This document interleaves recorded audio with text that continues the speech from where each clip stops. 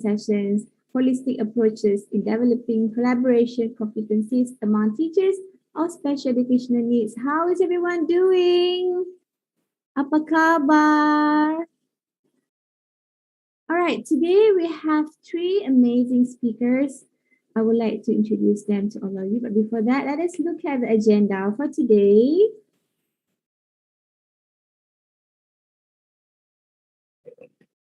And to our viewers on Facebook and YouTube, welcome. Yeah, glad to see you too, Madam Zahurin. Good morning from Malaysia to Philippines. Lots of love. Okay, Mr. Ashraf or Mr. Rusnedi, can you please share the agenda for today? Okay, as you can see here, ladies and gentlemen, we shall start at 8:30 a.m.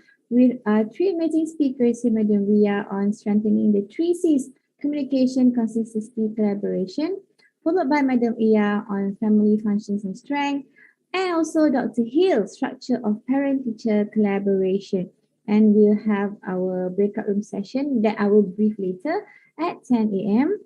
And we shall be completing our breakout room sessions and come back to the main room at 11:45 a.m. And we have an early lunch break today at 12 p.m. And we should come back later at 3 p.m. For another slot with Dr. Kartini for the wrap-up session. So without further delay, I would like to introduce our speaker here, first speaker. Assalamualaikum, Madam Iya Wardani from Indonesia. Waalaikumsalam warahmatullahi wabarakatuh. Good morning, everyone. Morning. So, Madam Iya, for 1 minute, can you introduce yourself to the audience for today? Okay. Thank you, Puan Suhaila. Hello, everyone. Selamat pagi or good evening. Hi, Dr. Hill. It's evening there, right? Okay. Okay. My name is Elia Wardani, but people used to call me Eya, and my children call me Bunda Eya. So I'm a parent of three children. I have one boy and two girls, and my first daughter has Down syndrome. Her name is Alicia, and now she's 16 years old. So it's an honor for me to share to every one of you today and have the opportunity from SEAMEO SEN. Thank you so much for sharing my experience, my best practice as a parent of Alicia this past 16 years from family perspective. Thank you so much. Okay. Thank you so much for your introduction, and we wish you all the best. And Madam Ria from Philippines. Mabuhay, Madam Ria. Hello. Yeah, for Hello. 1 minute. Hello. Can you introduce yourself, Madam Ria? Yes, Madam. Thank you. Magandang umaga. Good morning to everyone. I'm Ria Sereno. I am a parent of a 14-year-old son. I have a son who's 14 years old. He was diagnosed with ADHD, attention deficit hyperactivity disorder, combined type. And recently, during the time of pandemic, he was diagnosed with mood disorder. And it's really quite both a challenge and learning as well in my part to really discuss not just the special educational needs side of my son, as I remember him discussing the topics later, but also giving that element of diagnosis of mood disorder. I'm really excited. Thank you, SEAMEO SEN, for this opportunity. See you all later. Thank you, Madam. See you. And of course, last but definitely not least, Dr. Yao Hill from United States of America. Doctor, good evening, Dr. Yao Hill. Can you please introduce yourself? Thank you. It's afternoon here, 2:35 p.m.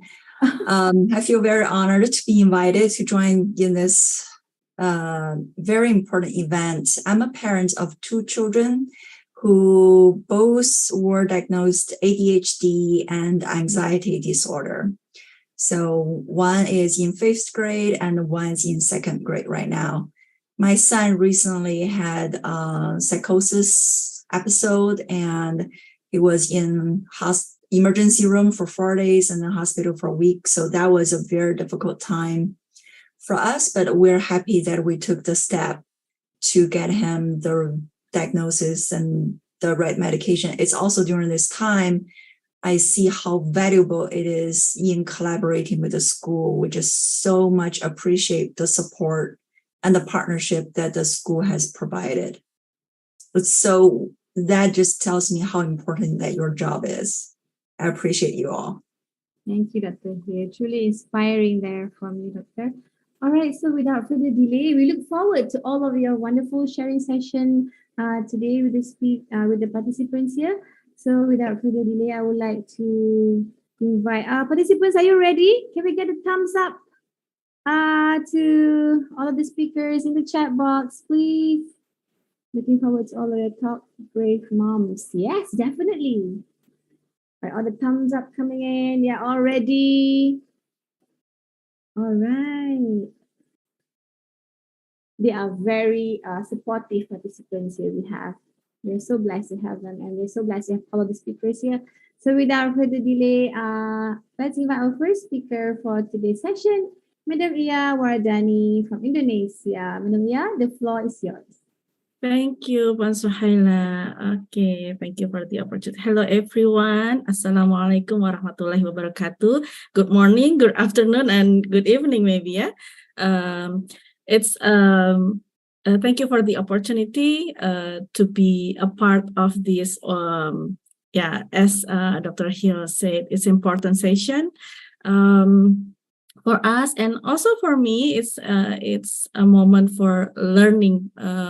Because having children with disabilities in the family is a long life learning. It's a process, and thank you for the SEAMEO SEN for the opportunity for me to share about our family life experience with Alicia. And today I would like to share you about in terms of collaboration. For making effective collaboration, I'm focusing on understanding the family factor. So next slide, please. Thank you. Okay, this is my family. I have 3 children. With the blue scarf is Alicia. Now she's 16 years old, and she's my teacher. I have the second one is my son. He's 14 now. And my youngest daughter is 12. So I have 3 kids with they have the same face, and now they are teenagers. So I deal with teenagers, and one of them is special needs. Okay, next slide. Okay, so all this time I try to initiate programs, because in Indonesia we still face many challenges having family with disabilities, and there are still many big homework because as a parent I face many challenges. In this recent 18 years of my marriage, we moved to many places in Indonesia, and in every places we live, we see that challenges are so big because there are still negative stigma for the family who has family with disabilities, and the opportunity, the access to healthcare, to education, to many things is still very, I won't say difficult, but it's challenging.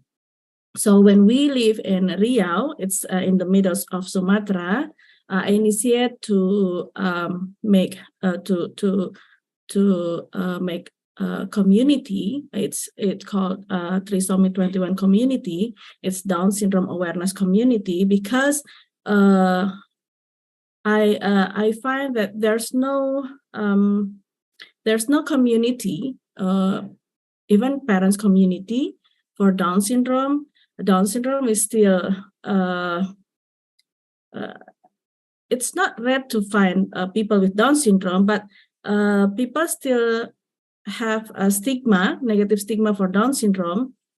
It's like, oh yeah, the family get cursed because of having the children with Down syndrome. And even when I have opportunity to meet the mayor of the city, he still think that Down syndrome is a disease, something like this. So, oh my God, I have a lot of homework. So I initiate the Trisomy 21 community. Yes, there's a Facebook page.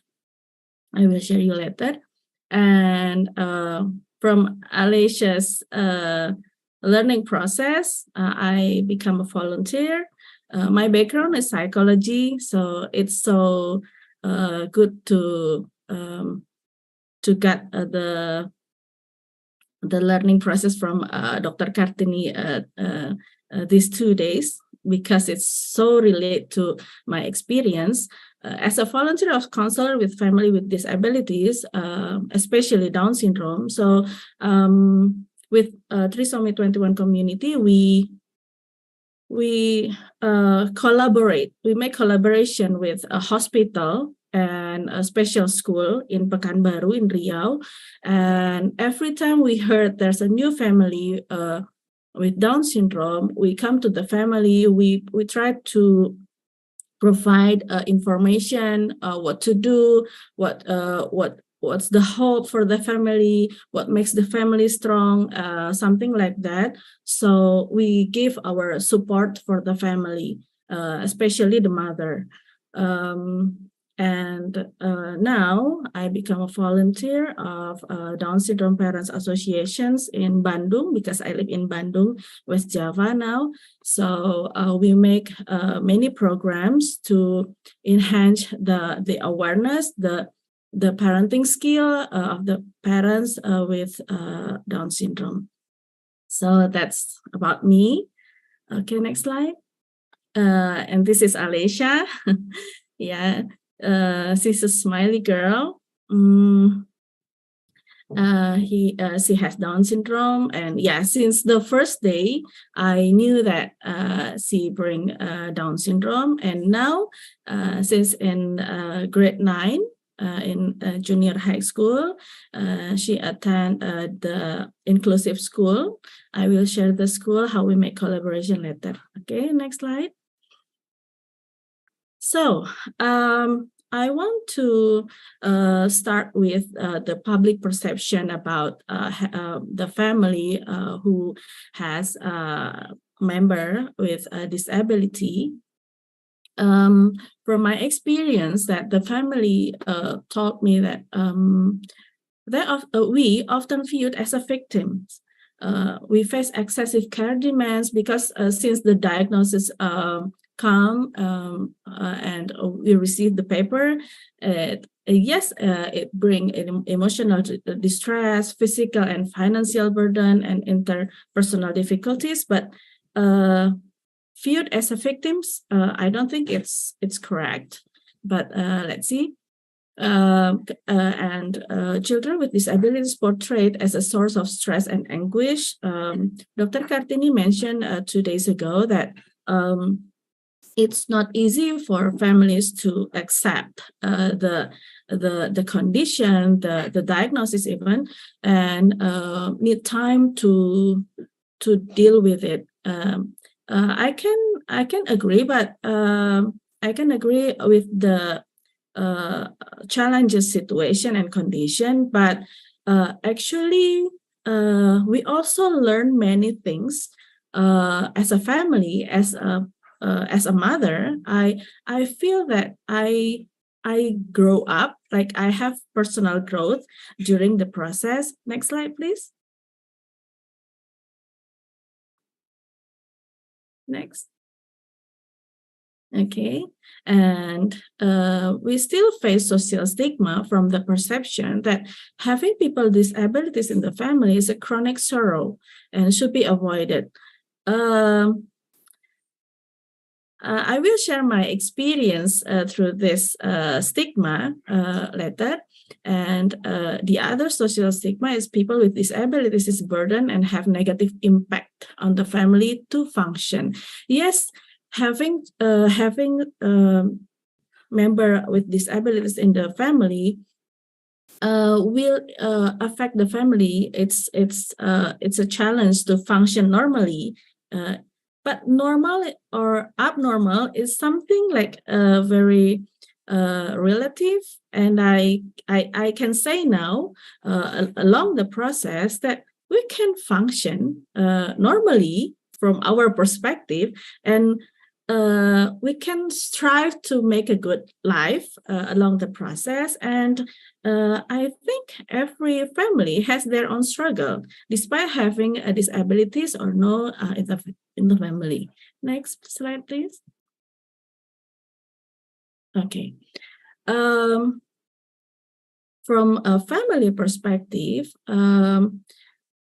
yes, having a disability in the family bring physical and emotional strain. I want to focus on emotional strain because it happens like Dr. Kartini said, it's like a circle. It happens many times. But along the journey with Alicia for this past 16 years, I focus on for emotional strain. We deal with confrontation because we face environment, society that we cannot demand society to understand our children's condition.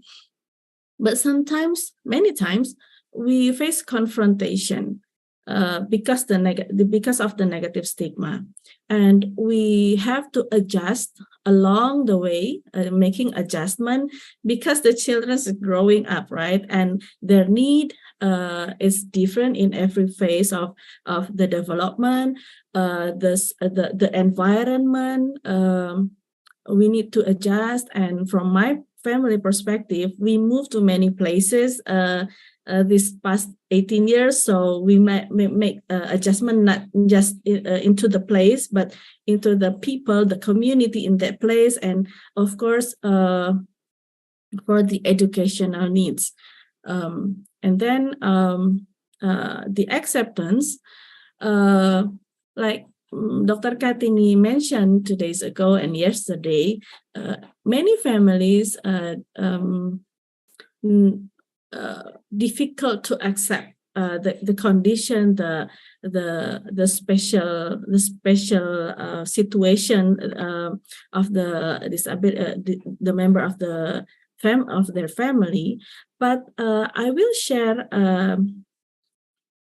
from my perspective about the acceptance. It's a process, yes, but I found that from my experience, when Alicia was 3 or 4 years old, and she has given early intervention like physiotherapy, speech therapy, and behavior therapy, I read a book from written by Dr. John Dufresne about family strength around the world, and it's I learned from that book that every family has strength.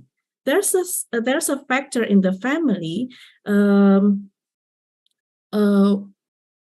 which can make the family strong to face the difficulties, the challenges, and at that time I tried to assess what factor my family, I and my husband, have to face the challenge and to face every challenge and makes our family strong. And at that time, the result is the factor that makes my family strong, our family strong, I and my husband has, is first one is a spiritual well-being. It's affect the acceptance of the family condition about the God has scenario. We are the chosen one to face these challenges.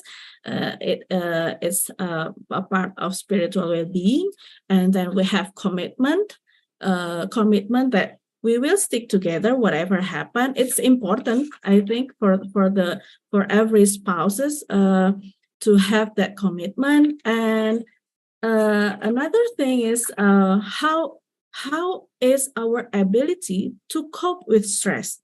Like we discussed at the time, okay, so we can see how is my husband's ability to cope with stress, because at that time I can see that the acceptance from the father's side, it's, I think, need more time to accept to digest what happened. And me, because I took care of Alicia all the time, I got more information from the expert, from the therapist, from the doctors, and not as much as my husband. So we discussed about our ability to cope with stress and the challenge situation. From that, I think we become more stronger as a spouse and accept the family challenges. So I think we get stronger from that. So for the participant, if you have time, I can share the family strength inventory from Dr. John Dufresne, and we can learn the family strength from that. And after that, the emotional strain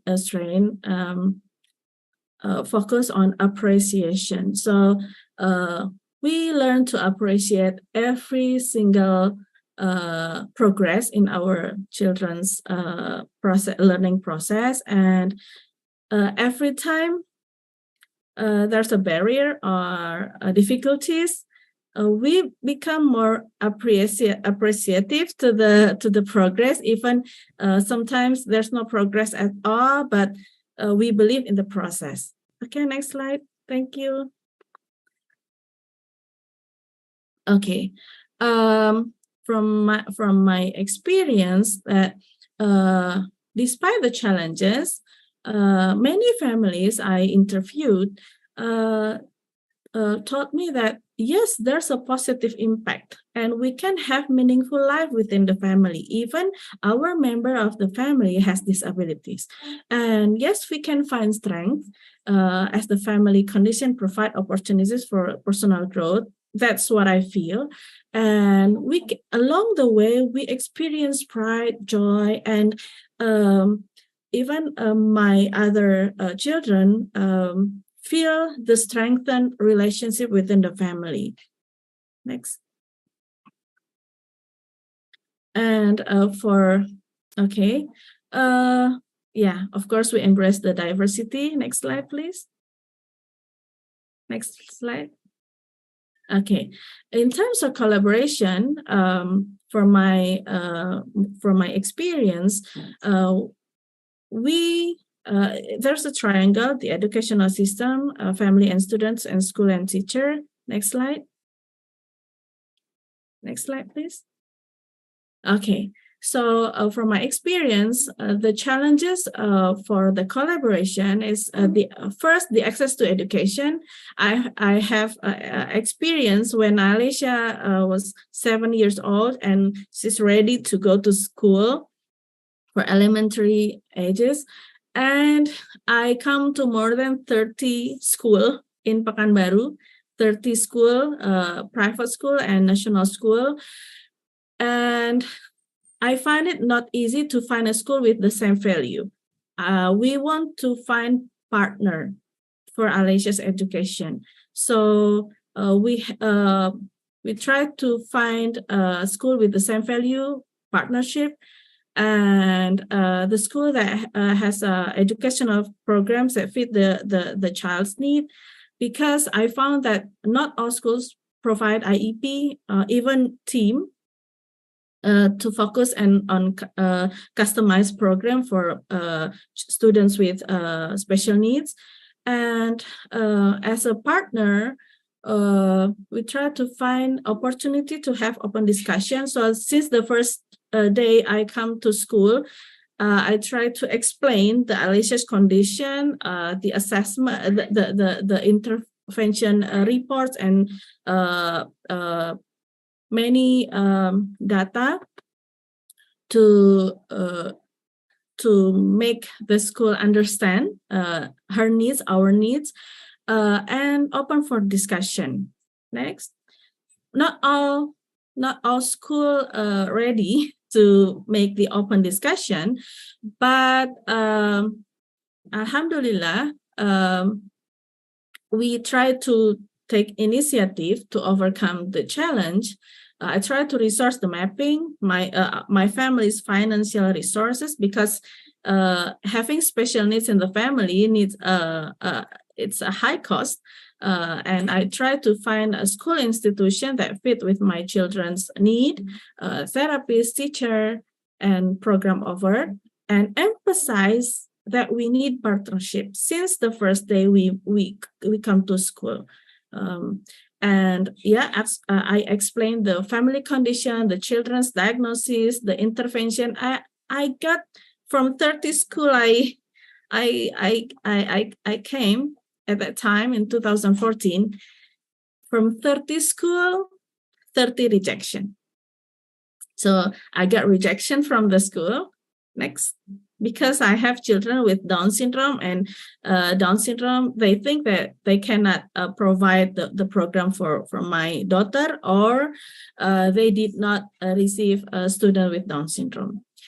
So another thing is I try to make a reciprocal communication, but if I find that the communication is just one way, not reciprocal, not not from both parties, I will stop and try to find another parties to make new way of communication. And we set realistic expectation and try to gain what their expectation, like from a school, what's the expectation, what's the goal, and I learned that from Alicia has been in school for 10 years. But I try to initiate, because not many schools initiate to make a program or meetings with parents, because they don't know what to say, what kind of reports, or how to communicate the difficulties that my child has in school. But I try to initiate to set the meeting regularly with the school team. And yes, it's not easy to find a school that can collaborate with our family, but as long as we try, we will find one here in Indonesia. Next slide, please. Okay, next. Okay, I will skip this from the checklist. Next one. Okay, I just want to share the collaboration my family make with one of the school Alicia attend. Next, the video. Would you share the video? It's a collaboration process. It's our teamwork, and I want to share what kind of collaboration we make with the school and the impact to the school and to society. Not this one, the YouTube.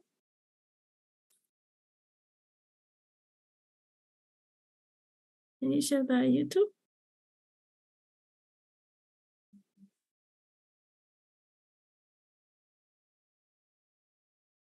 Before I close my presentation, would you share the YouTube link?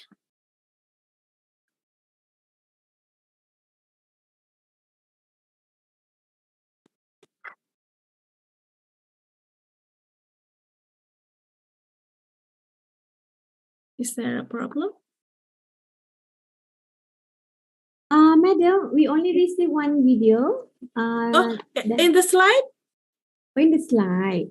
Within the slide, I have link video link. All right, sure. So you want us to share the link in the chat box, yeah, madam? Or you want okay. to play the video? Okay, let me. Okay. This one. All yes. right. We share about acceptance in our family. It's a collaboration with the school Alicia attend. Hope you like it. Okay.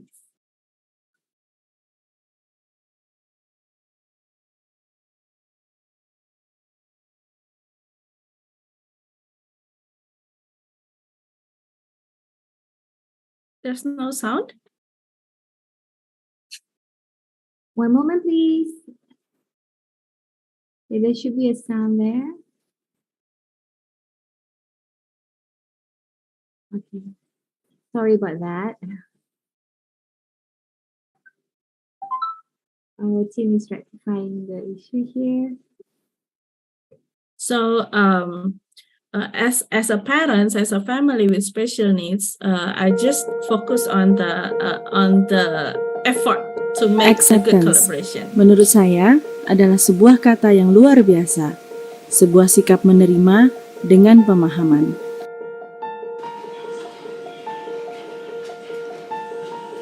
Memahami bahwa hidup ada siklus gelap terang, susah senang, baik buruk. Pagi anak-anak ya.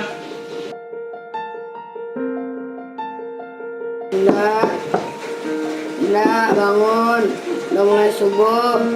Memahami bahwa setiap orang diciptakan unik dan berbeda-beda.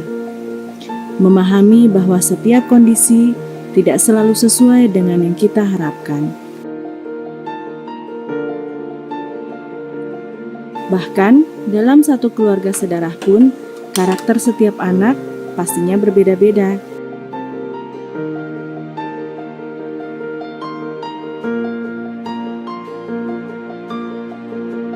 Saling memahami dan kemudian menerima perbedaan itu merupakan kunci kedamaian.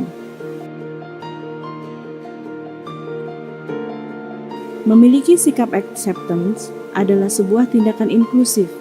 Keberagaman dianggap sebuah kekayaan.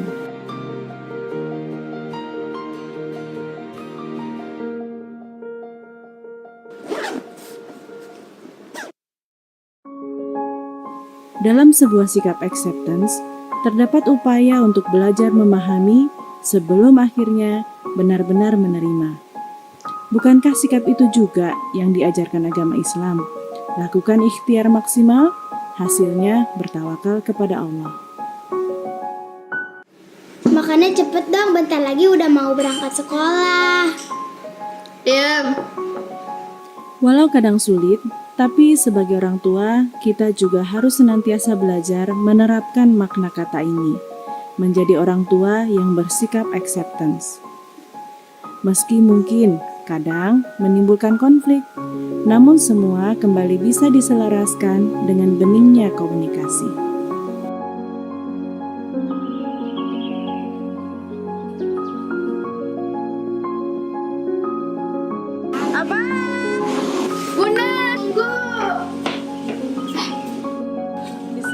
Saya merasa bersyukur bahwa pandangan tersebut selaras dengan Sekolah Mutiara Bunda, partner kami dalam mendidik putra-putri kami. Hari ini, pagi ini, apa yang perlu disyukuri? Banyak. Banyak apa saja? Ada apa saja? Mobil, baju, rumah, tidur. Alhamdulillah, masih ada apa? Situasi tidak selalu seperti yang kita harapkan, namun kami yakin saya dan suami serta sekolah bisa saling berbagi peran untuk menguatkan anak-anak. Memahamkan mereka mengenai potensi unik dalam diri mereka, kekuatan dan kelemahannya, serta memanfaatkan semua potensi unik tersebut untuk menjalankan perannya di muka bumi sebagai hamba Allah.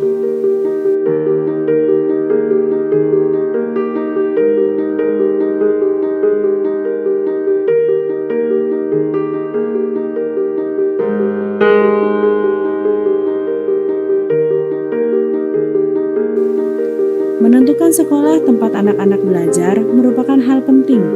Hal ini seperti menentukan partner hidup untuk membimbing putra-putri kita yang kelak menjadi penerus bangsa dalam mewujudkan berbagai cita-cita luhur, agama, dan bangsa Indonesia. Orang tua dan sekolah seyogianya saling mengisi dan membangun sinergi kuat untuk membangun pribadi-pribadi pembangun peradaban di masa yang akan datang.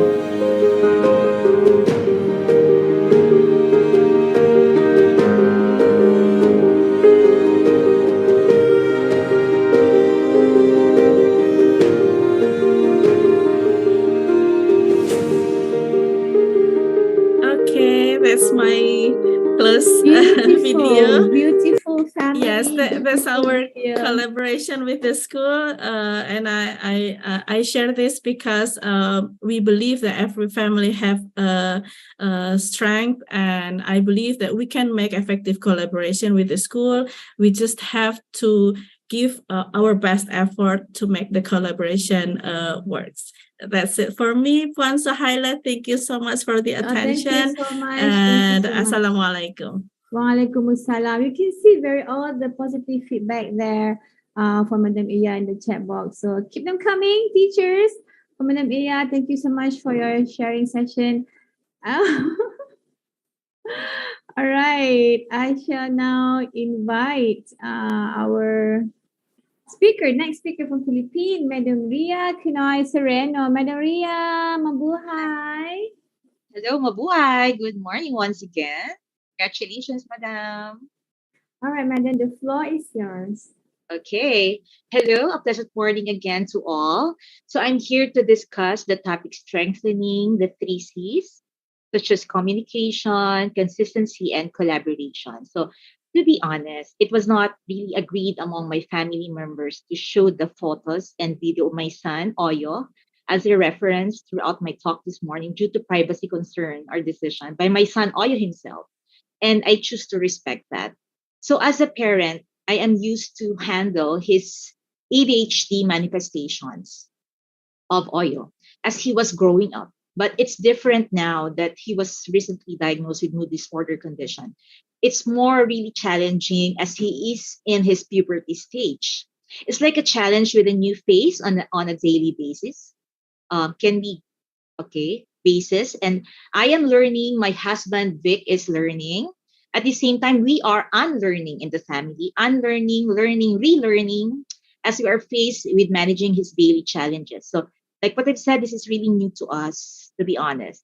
So, as a parent, I feel like I was given this opportunity. Thank you, SEAMEO SEN, and to really dig deeper on the importance of strengthening the consistent communication and collaboration between parents and teachers. We are going to start this journey of collaboration in my son's new school. And I'm thankful that so far the school, Vincent's Pilot High School, where my son was recently enrolled in, was responsive somehow to my communication needs. So as we're all gathered here today, I would like to emphasize that building a relationship through strengthened communication, consistency, and communication, it's a dynamic and ongoing process that depends on contributions both from parents, from teachers, and learners. So we all know that parents and learners have set of beliefs, they have set of attitudes, their perspectives that influence this relationship building with the teachers and with the school community as a whole. Likewise, teachers have their own set of beliefs, attitudes, and values as well on building collaboration with the parents, with the learners, and with the families. So even children, even the learners themselves, they also bring their unique contributions to this relationship or partnership building. And I think that children with special educational needs bring their unique behavior, their emotions, their reactions, their expressions, their interactions with their own parents, their own family members, and their interaction with the teachers. So our agenda today, first is to understand the powerful triangle trio of learning relationship among students, parents, and teachers. Second is to identify holistic strategies that will help teachers become competent in collaboration. So we are to revisit the effective strategies that teachers can use when communicating with the parents. And I believe I have used the term revisit because during days 1 and 2, this was comprehensively discussed to you by Dr. Kritini.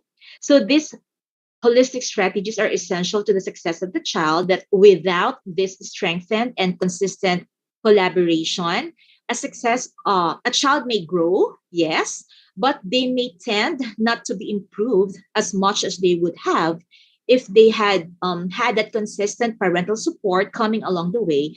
And I think it's really very important. Third, we will be talking about the tools, that yet, madam, that are effective to engage parents and teachers in a strengthened communication, consistency, and collaboration. So, next slide, please. Thank you. So, in parallel to these objectives, these are the points to ponder. Why does collaboration with parents, guardians, families matters? How how will you assess your collaboration, partnership with the parents, guardians, families of your learners?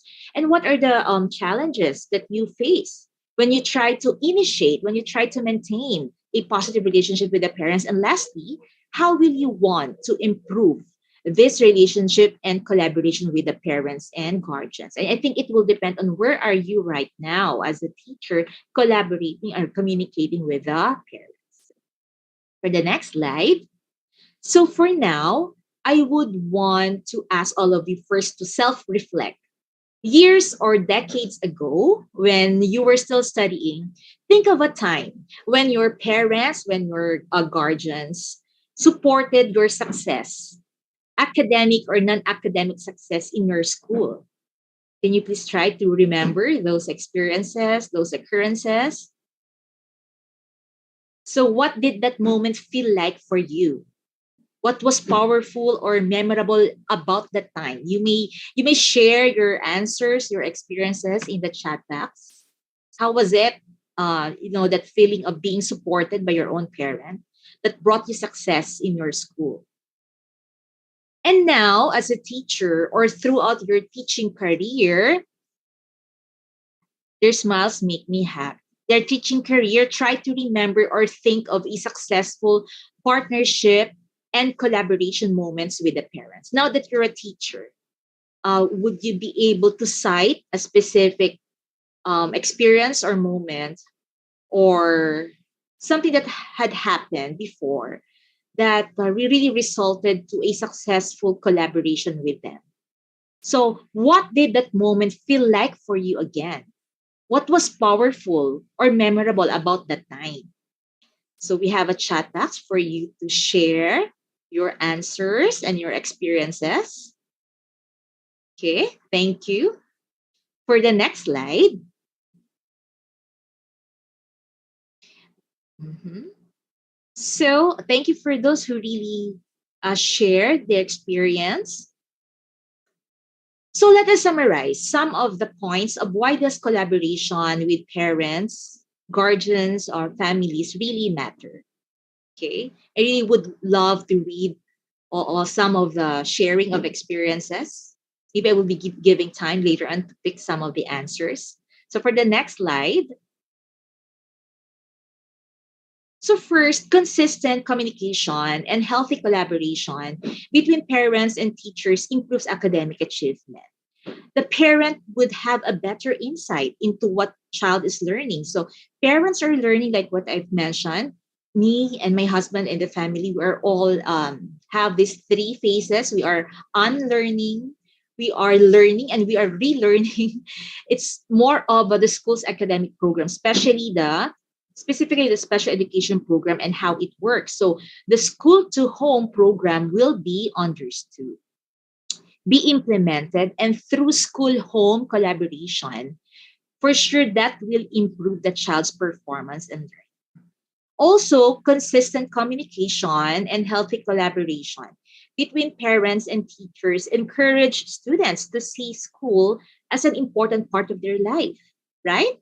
The students are exposed to that positive attitudes of their parents who are taking school as a serious study partner or just a serious collaboration partner in terms of child's growth and development, thus adding to their sort of belief that the school is offering, what they can reinforce with their children.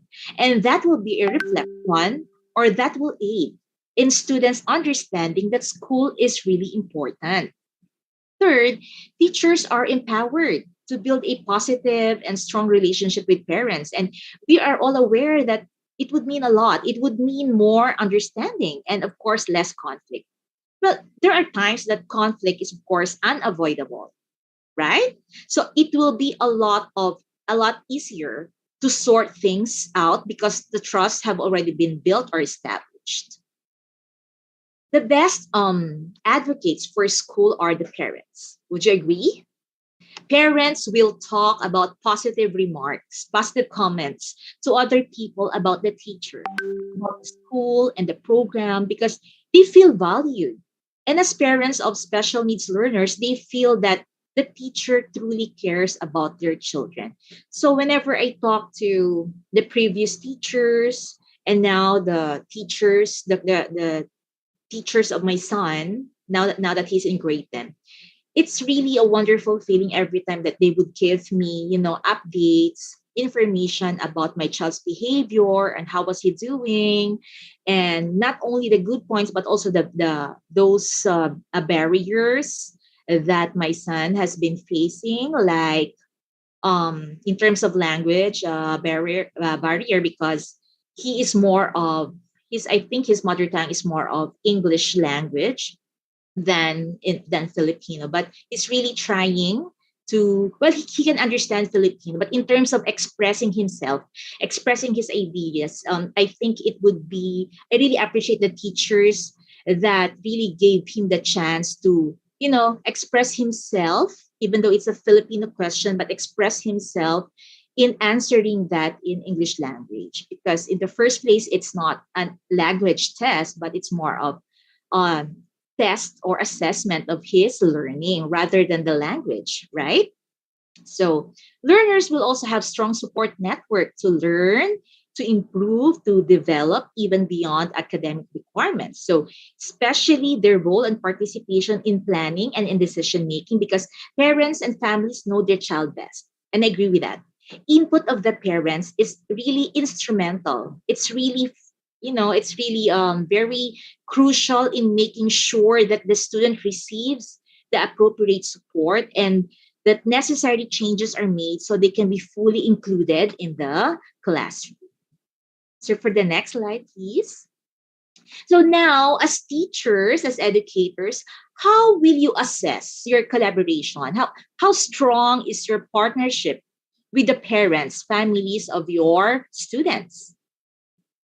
So the reason why I asked this, the parallel to this question, which is one of our points to ponder, is that before we could answer this, I would suggest it's important first to have that sense of awareness. Are you mindful as a teacher of your own level of awareness about the concept of parent teacher communication and collaboration? So, for instance, are you still in that level wherein you tend to make assumptions whenever you see parents? Are you still in that level wherein you see parents from your own perspective and never from theirs? It's very easy to make assumptions about what it's like from their perspective. So, are you disinterested to even start understanding the idea of collaboration?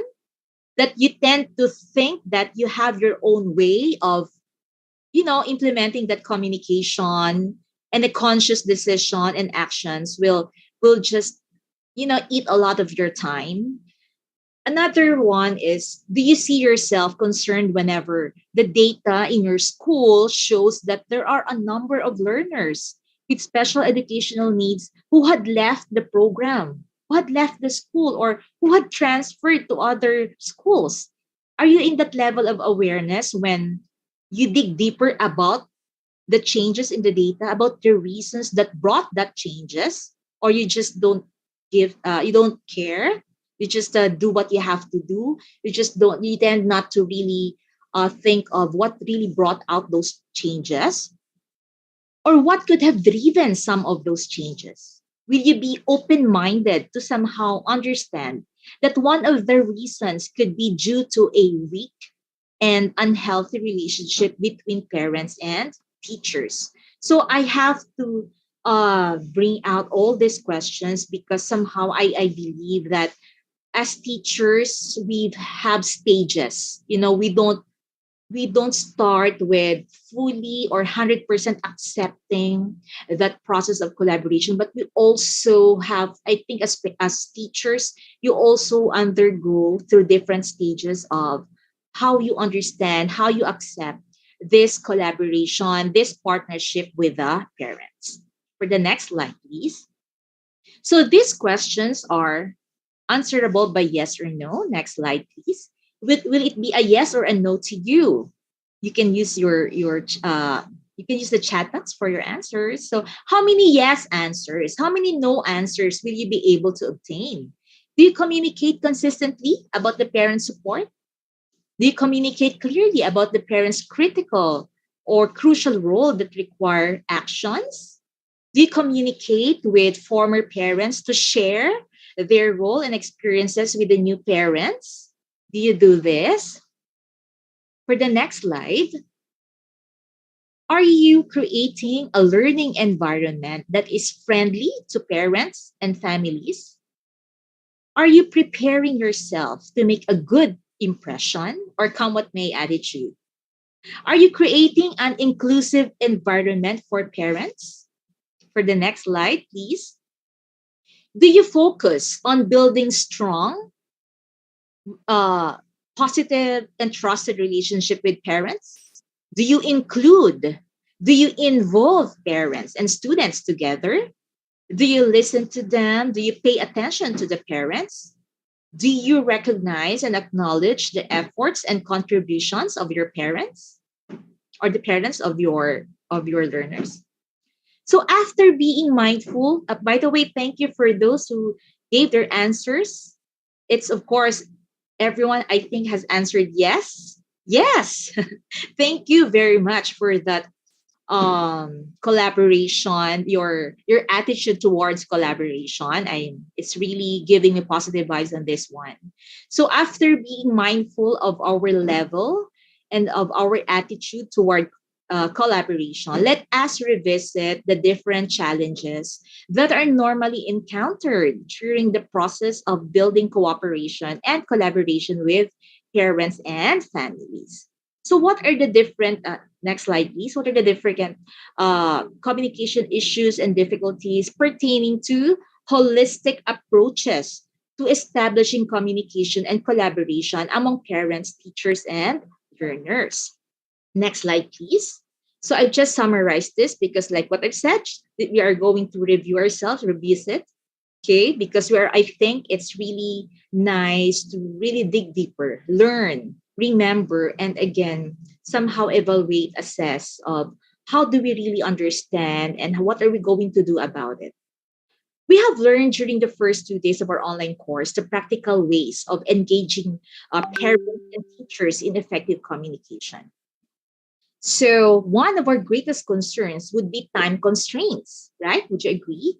Example with time is what is the possibility that teachers can readily connect with parents who may be working a job or two, and those parents are not, really available when you invited them. So you could discuss somehow the concerns or communicate with them important updates on improvement and behavior. Is the child regressing? Is the child progressing? Another thing will be a lack of experience and knowledge concerning parent communication and how to deal with the parents of students with different needs and strengths. Teachers also have their own personal and professional attitudes, values, and even biases towards other beliefs and perspectives that they may not even realize that they have. So, same thing goes with the parents. Teachers also are concerned and empathetic about being aware of families' weak access to resources like technology and transportation, and of course, therapy services.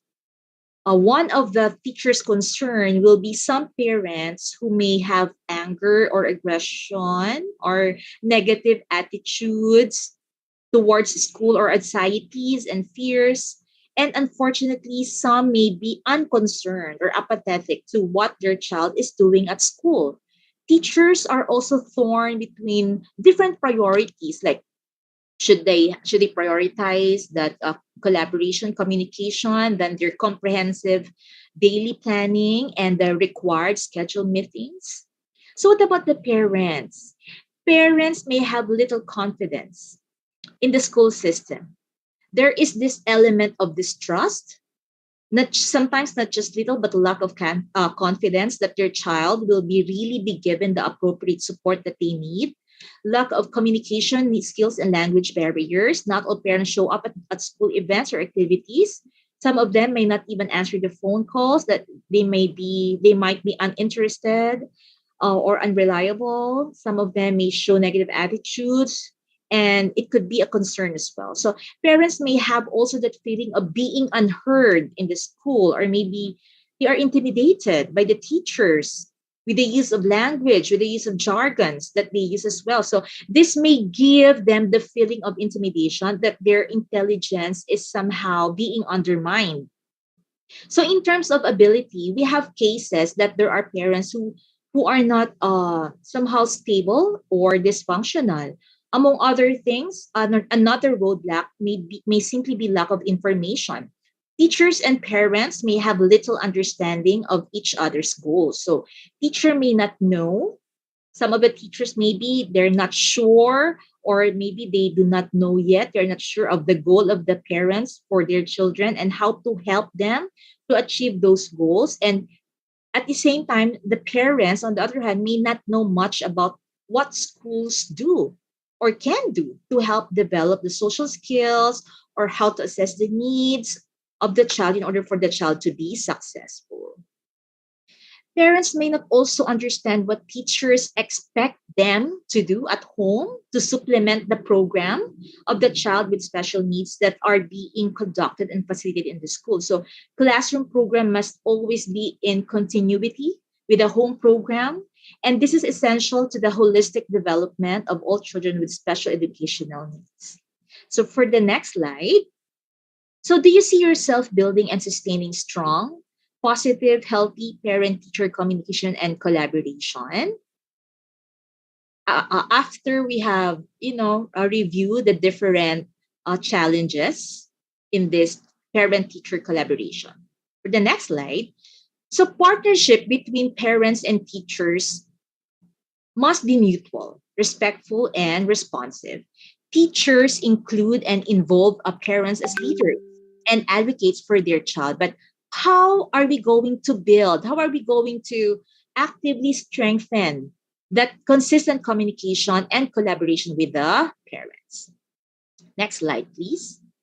So we can establish partnerships with parents by building relationship and consistent communication, even from the first time we meet them. So when we do involve them, when we engage and collaborate with the parents, we form a relationship on behalf of their child. So building that effective communication, consistency, and collaboration may come easily or may be challenging. We can use the following strategies. Later, I'm going to show it to you in the following slides that will help and support our partner educators, our partner parents, as we build healthy, positive relationships with, of course, the parents and the families. And of course, to strengthen these relationships that we already started. For the next slide. So the first strategy is to apply or use a strength-based approach or perspective. So what do you mean by strengths-based perspective? This includes thinking about how all perspectives, your own perspective, the parents, the families, or even the child's, may influence your interaction with the families. So the strengths-based approach includes using the tools reflect and inquire and strengths-based attitude. The second strategy is active listening. So to active listening, you have to be present, We have to use the tool of paraphrasing. Paraphrasing is really important because it really confirms what we hear, to clarify what we hear. Also, informed action. Informed action is based on our own reflections, but what we have learned about the parents and about the child. For the next slide, please. So for the strengths-based approach, this helps us to focus on the positives and the strengths that we see in our partnership with the teachers. So for the next slide, the tools under this will be taking time to reflect. This is really, when we reflect, it means we stop and think about ideas, assumptions, our own judgment, our own expectations as we interact with the parents. So after the reflection, the next tool is inquiry. We should take time, teachers should take time to inquire, to ask deeper questions of how your own personal reflections could affect or could influence your collaboration and consistent communication with the parents. And lastly, attitudes, like what I've mentioned a while ago, must always be strengths-based. So attitude, as we all know, is reflected in our own behavior because that is an expression of the way we think, the way we feel about something or about someone. For the next slide, please. So as a tool, number one, like what I've said, reflections, very important. Reflect on your own perspectives, your own personal and professional viewpoints, beliefs, and values, because it will really influence the way you facilitate your conversation with parents and children.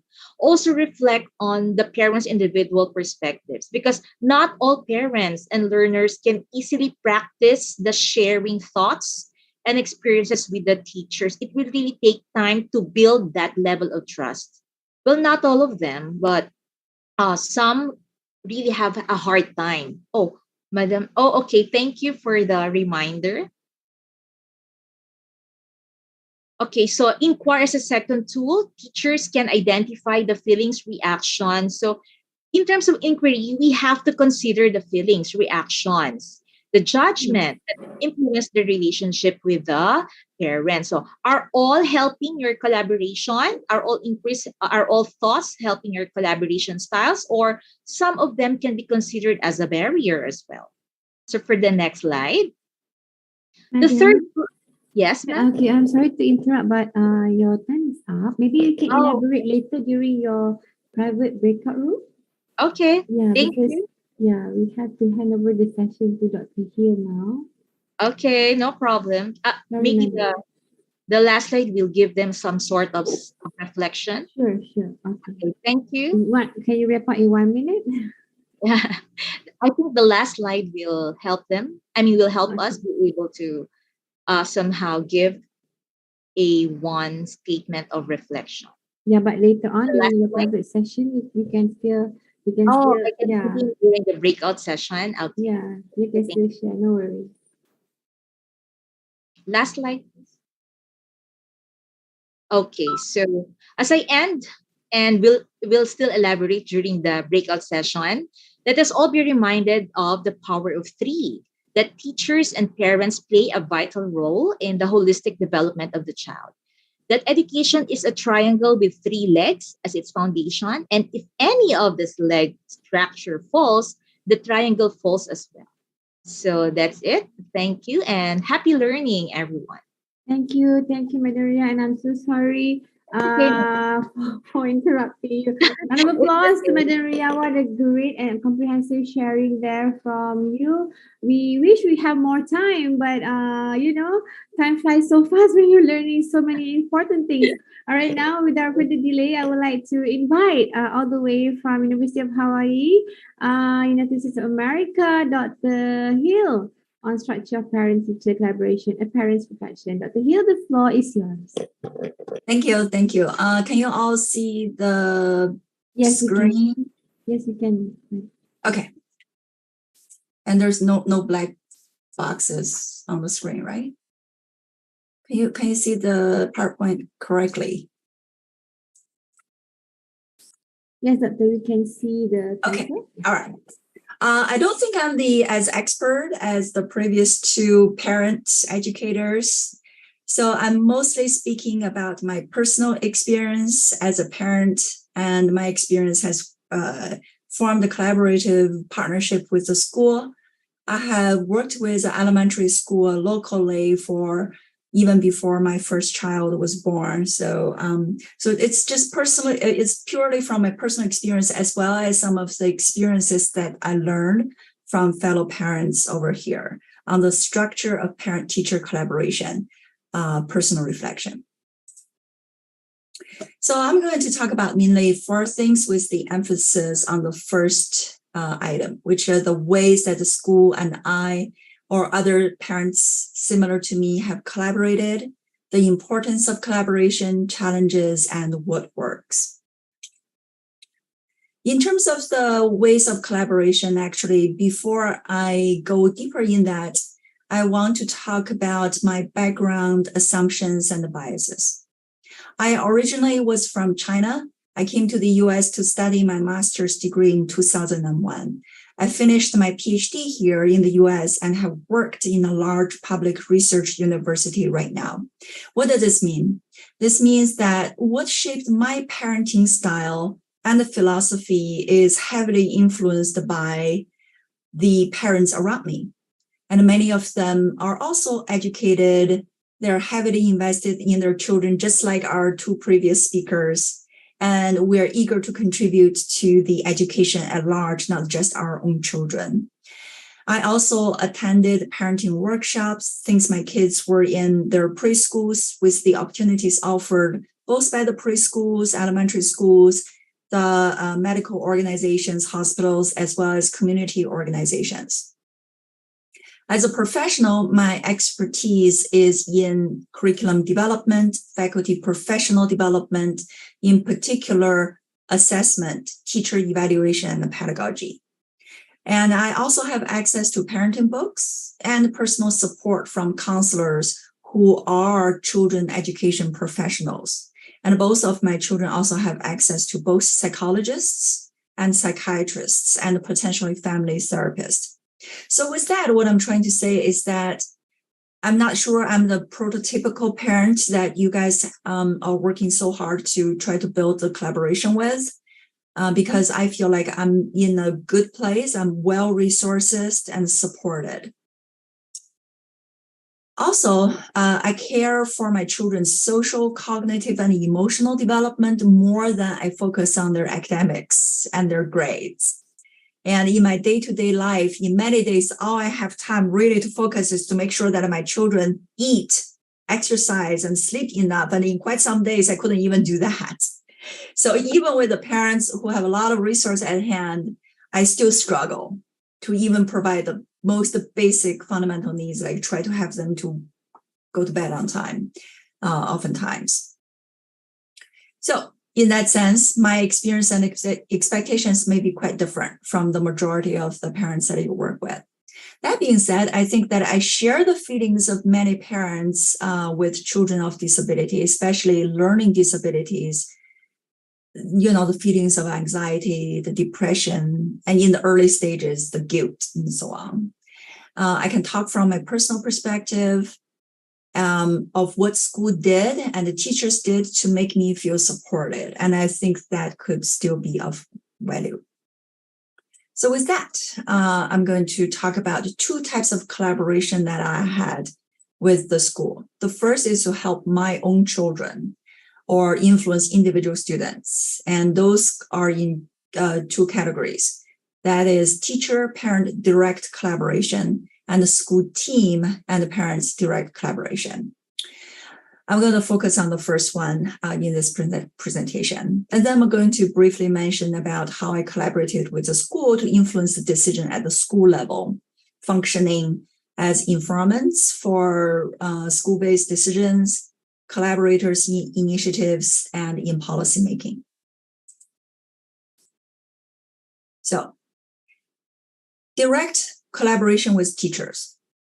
And I divided it into 3 stages. First is before the disability identification. Those what I had experienced is the communication of observations and exchange of the strategies. So both of the previous speaker talked about, as well as the speaker, keynote speakers, they talk about this consistency in communication, which is critically important. So for example, the teacher would share with me what he or she observed. She might say, I observed that, your son had trouble sitting still. This is in his preschool stages. Trouble sitting still in the story circle time. He seems to have the need to move his body, not bodies, body or body parts. Here, I use the following strategies. For example, I would have him sit next to me or on my lap during the story time. The teacher would offer me the strategy to use at home. So try to have him sit for a few minutes a day while you read him stories, because this can help him to understand this type of activity, the expectations, as well as, be familiar with the expectations when he has to go to the elementary school, right? Going to the formal education system.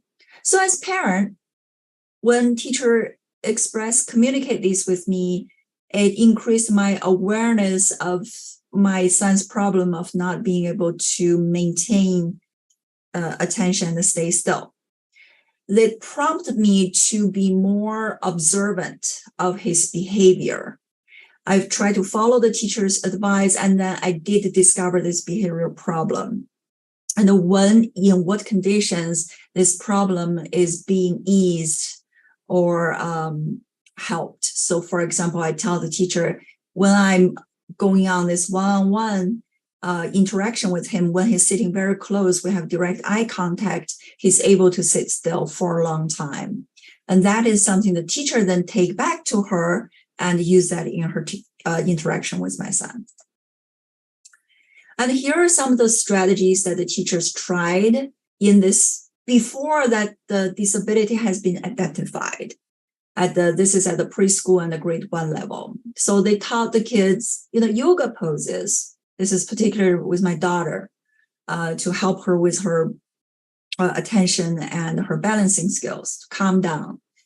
They also modeled the social interactions in pretend play. In preschool, the kids, when they play, they pretend that there's a bear family and this family, and the baby bear said this and the mama bear said this, right? But my son was not able to contribute to this story development in these pretend plays.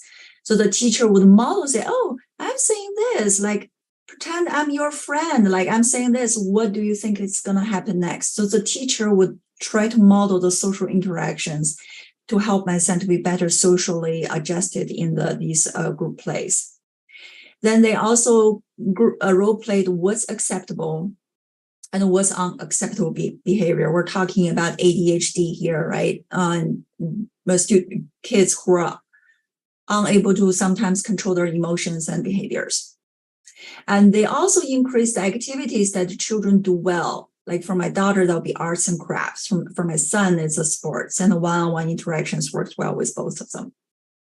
They played focus game. So this is in grade 1. The teacher would use a hand gesture. When her hand is in a certain place, the student is supposed to say, ah. And when her hand is moving in another place, the student is supposed to be silent. They're just playing this game for 2 minutes a day. It's like just a game to try to help the kids to pay attention to the screen. This is during the pandemic phase.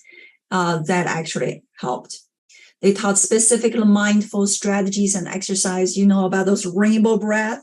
Like a rainbow, freeze out, whatever, right?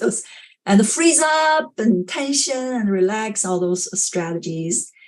They're teaching my son the brain science. When your emotion is all like out of control, where in your brain is on fire, it's amygdala, right? That's tell me, amygdala, mom, my amygdala is controlling me, whatever. So I learned that from the kids because the school is teaching them about brain science-based understanding of the emotions. The teacher continues to communicate with parents on different incentive and punishment strategy. And this particularly is important for me because the teacher didn't just arbitrarily said, I'm going to cut off this free play center time for your child because she couldn't finish this worksheet. I'm going to use this to see whether this can help her to focus and finish her worksheets. She actually discussed with me and negotiated with me, and because both of our intention is that, first of all, the kids has to be willing to go to school, and this free play center time is the joyful time. Should we take it away from the children, right? I appreciate that the teacher actually talked with me and discussed with me, and we make a collaborative decision on whether it's the right thing to do or not. And they exchange the information on the children's sensory needs, because they discovered my child have some sensory needs. So they use rubber bands on their wrist to give them a sensation to meet their sensory needs, wobble chair, and so on and so forth. So as a parent, what I really appreciate is that the teacher informed me of these behavior and emotional issues so that I can pay attention to. And they do not phrase them as a fault, like it's your child's problem. They do not say that. They phrase them as obstacles in children's development that both teachers and parents need help with them, not as either children or my fault, right? The teachers were also very proactive in using a variety of the strategies to help the children and inform me what have worked. And they also provided me with concrete strategies to try at home. We're talking about early childhood, as a new parent as well. The teachers negotiated with me, again, on the punishment method and discussed the impact that it might have on my children's motivation to learn. So these is what I super appreciate. Then there comes to the time where we need to identify the disability, because I have some hunches. And when my daughter when my daughter was in the kindergarten, the teacher was telling me the time I spend on your daughter is the combined time that I spend on the whole class. At that time, I think there is definitely, she's not normal. She had special needs. So this is the time I transferred to the children's current school, and I discussed my suspicion with the teacher.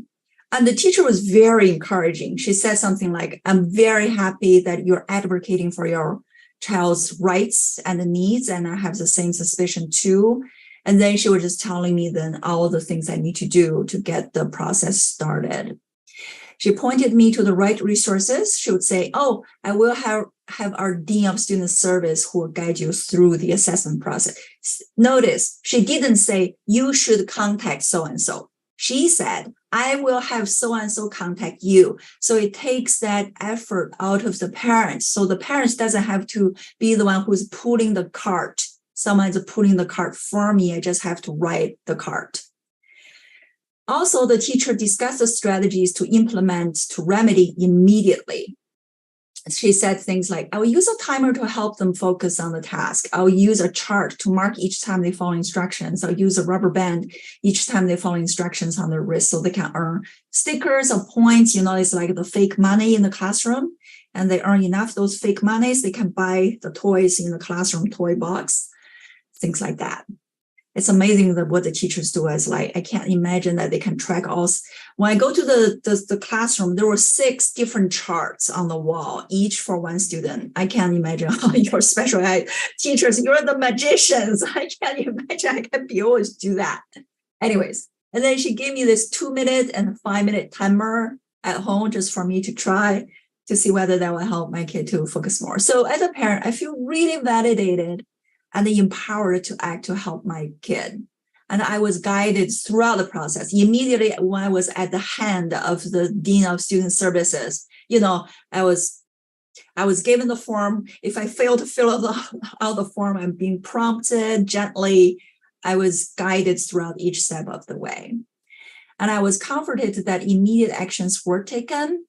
And I was supported by these materials and tools offered by the teacher.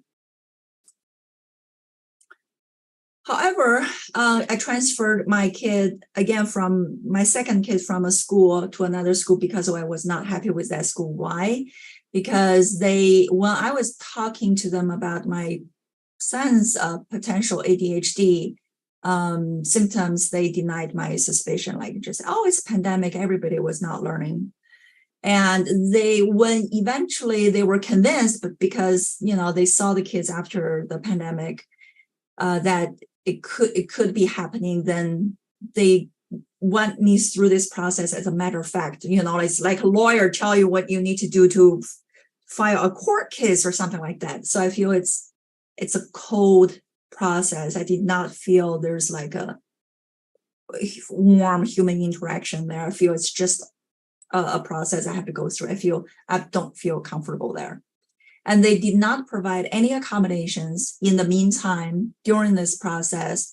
And even with the suspicion that my son has ADHD, they cut him off of the art classes because he was not able to finish his math, which is horrible because through art, my son is better at learning through the manipulatives, right? The hands and the creative expressions. So they deprived his learning opportunity at the mode that he's best learning at, which I was just not happy about that.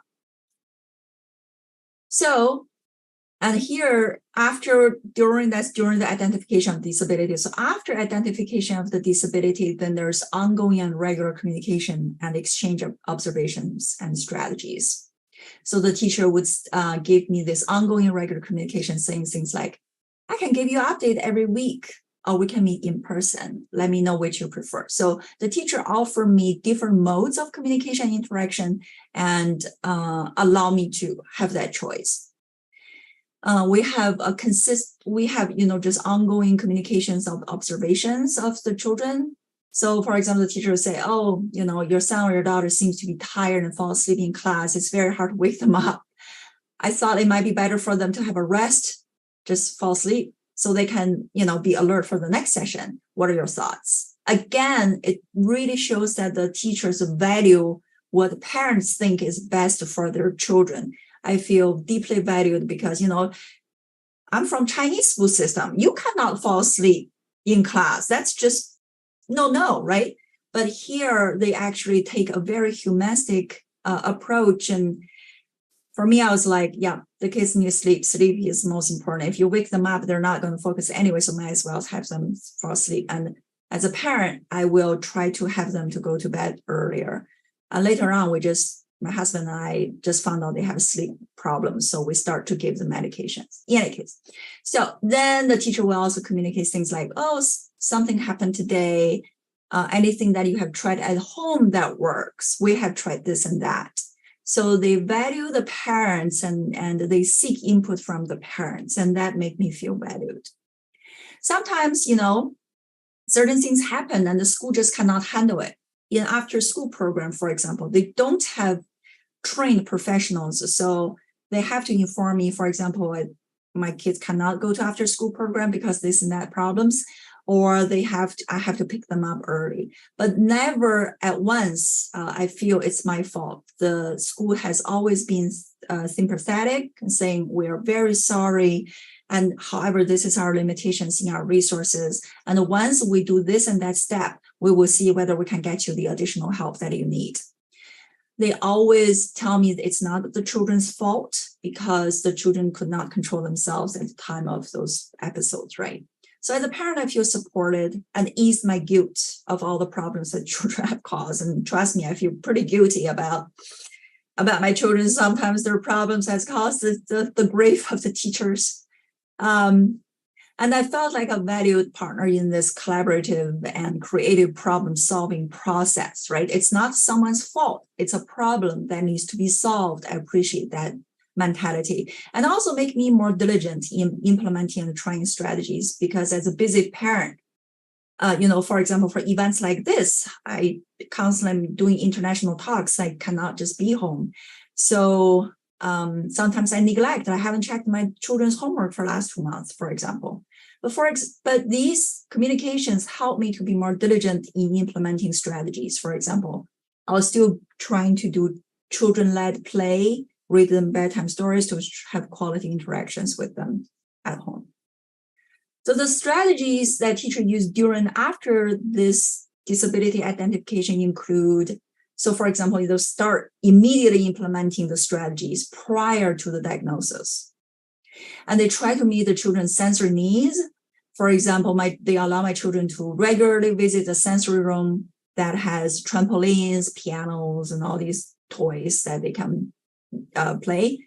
They gave the children chewing toys, the rubber band on the legs of the chairs so the kids can use their legs to push it to meet their sensory needs. Wobble chair, weighted jacket, all of them. They use all of them on my children.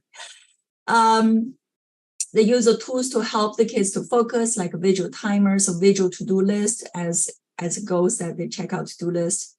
They teach the children these coping strategies, self-management strategies, such as setting the goal.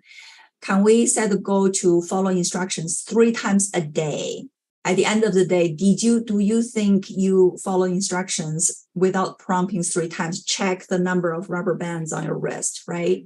Self-monitoring through these visual and sensory tools. They set and state expectation at the beginning of each day. We expect that you remain calm, and when you feel you are out of control, you're going to use your words, or you can go to this corner that we designated for you to remain calm. You can go to this place and that place and so on. So they will set expectation, talk about the strategies at the beginning of each day. And of course, they teach the children how to control their emotions, breathing techniques like butterfly breathing, or think of self as egg and crunch up and then extend, whatever, right? All of these communication strategies and strategies deal with conflicts. They also give extended time in school for the children to complete the task.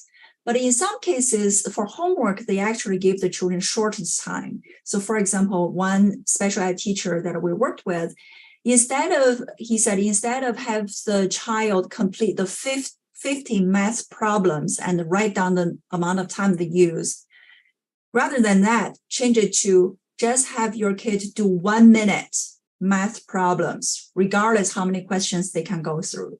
So using this method, my daughter was able to do, like in the beginning, she was able to do 3 problems, then 5, then 7. Sometimes she can do 10 in 1 minute. So they were using alternative means for the kids to demonstrate learning. For writing, a 3rd grader, when my kid was 3rd grader, she took like half an hour to write 3 sentences where other kids can write paragraphs. So the teacher allowed him to speak into the speech recognition in a Google Doc to use the speaking instead of writing. And now my daughter can write. Yeah, she can just sit there and just write fiction novels on her own, no problem. And they use the children's strengths to work with them. So for example, my son would earn the opportunity to create his own Pokemon card if he follows the instructions throughout the day or something like that. So these are the strategies has worked.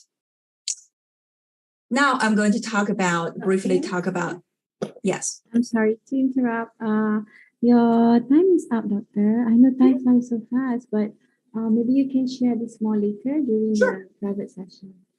All right. Okay. So I am very sorry with all this interruption from the first speaker until because due to time limitation. But no worries. We have the breakout sessions, so you have more private moments, private sessions. You can ask your questions there with the speakers, because I can see in the chat box there are many questions being asked, and I hope that you can address these questions later with the speakers in the breakout room. All right, so before we go to the breakout room, let us take pictures together with all of the speakers here. So can you, all participants, kindly turn on your camera? Okay. All right, technical team, are we ready? All right, so 1, 2, 3. One more. 1, 2, 3.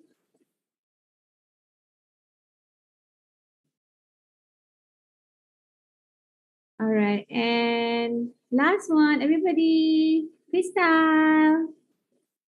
1, 2, 3. Wonderful. Thank you so much. All right, so now, ladies and gentlemen, okay, you need to listen out very carefully, because you all be in your breakout room. So for group 1 until group 3, you will be with Madam Ria. Okay, group 1 and group 3 from session yesterday, first day and second day session, you are in group 1 and group 3, you will be in Madam Ria's group. And you will remain here in SEAMEO SEN's Zoom meeting link. Okay.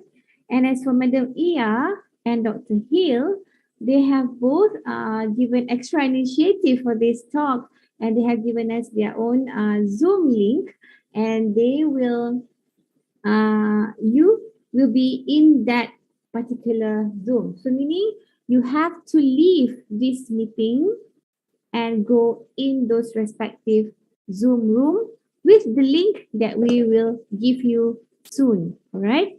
So for Madam Iya, group 4 and group 6, group 4, 5, and 6. Okay, group 4, 5, and 6. Yes, Madam Ria here in this room, Mr. Firdaus. And as for Dr. Hill, for group 7, 8, 9, and 10 will be in Dr.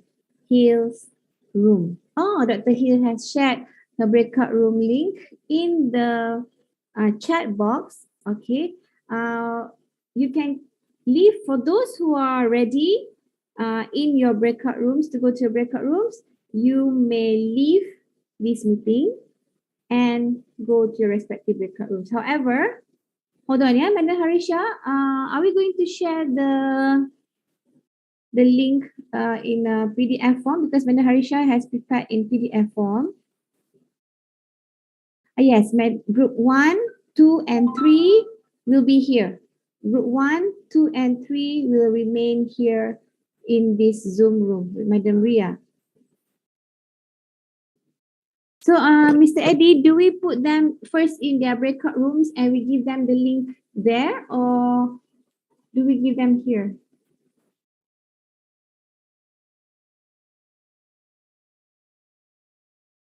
Okay. Madam Hidayu, one moment please, yeah. Nanti I'll attend to you, Madam Hidayu. Okay, so Madam Harisha has shared the PDF form on the link for Madam Iya's room and Dr. Hill's room. So please remain in the group that you have been assigned to since day 1 and day 2, and please go to the respective room. Okay, so for group 1, 2, and 3, kindly remain here. And for Madam Iya and Dr. Yao's room, okay, what you can do is please download the PDF form, the PDF document,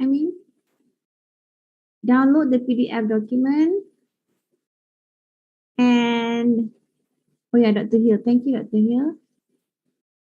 Download the PDF document and you may click on the link there. If you have any issues later on, you can't access the room, please come back to this main room so we can assist you, okay? Any question? Very inspiring sharing by all the speakers. Thanks for sharing. I see you all in the afternoon. Thank you, Dr. Kartini. Thank you for joining us. All right, Okay. crystal clear. I will leave this room, okay, to prepare the. Okay, Madam Madam Suhaila. Iya. Thank you, Madam Iya. I'll see you later. Do come back Okay. here at 11:45 Malaysia time, everybody. Okay. Come back here at 11:45. But no worries, I will still go. Our team here will still go and visit all of you in those Zoom room. So Dr. Hill and Madam Iya, you may leave the room. Thank you so much. I'll see you later. Madam Suhaila. Okay. Yeah. Come back here at 11:45. Not 10:45. Madam, I have a question. Yeah, sure, What- Madam Ria. Yes, Madam. As of yesterday, I will still be hopping to another breakout room, or another group will be here. You'll be here. You'll be in this room, yeah. So I mean, just- what about the hopping to other breakout rooms? yeah, what- we'll create the breakout room after this. Yeah. Thank you. We let the participants leave first, and then for participants for your room, who are in group 1, 2, and 3. Then we'll break them up. Okay. How many rooms do you need, madam, for your group? How many? The total will be. Okay, we'll see first. Yeah, after this, we'll see how many of them. The breakout activity that I prepared is good for 30 minutes per group. Oh, that's nice. Okay. Right, we can see some participants leaving already.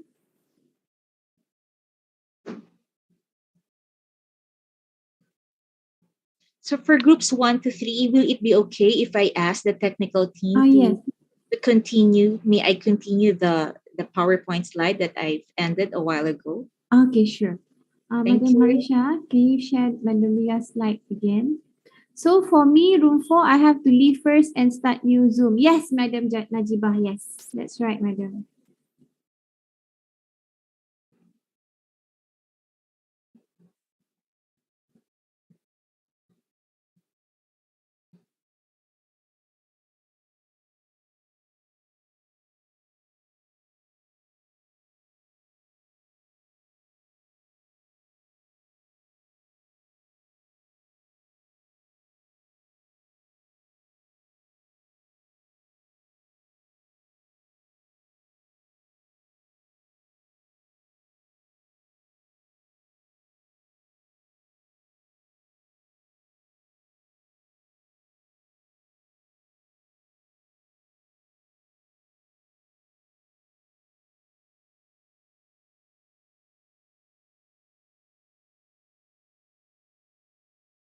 Just Recording in join progress. per room.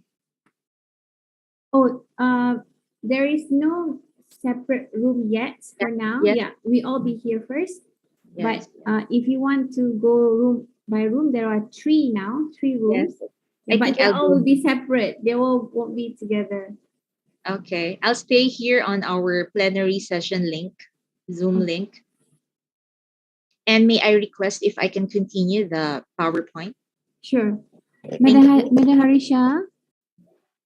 Madam Harisha, are you here? Yes, I share Okay. the screen. Yeah, Madam. Thank you, Madam. Madam Harisha, share yang Madam Ria punya slide tadi ya. Okay, so the participants are here now, Madam. You may start once Madam Harisha shared the slides. Thank Yeah. you. Madam Thank you. Harisha, I think I will be on slide 24, so I Oh. can really facilitate it. Thank you. It's okay. Thank you. I'll be waiting.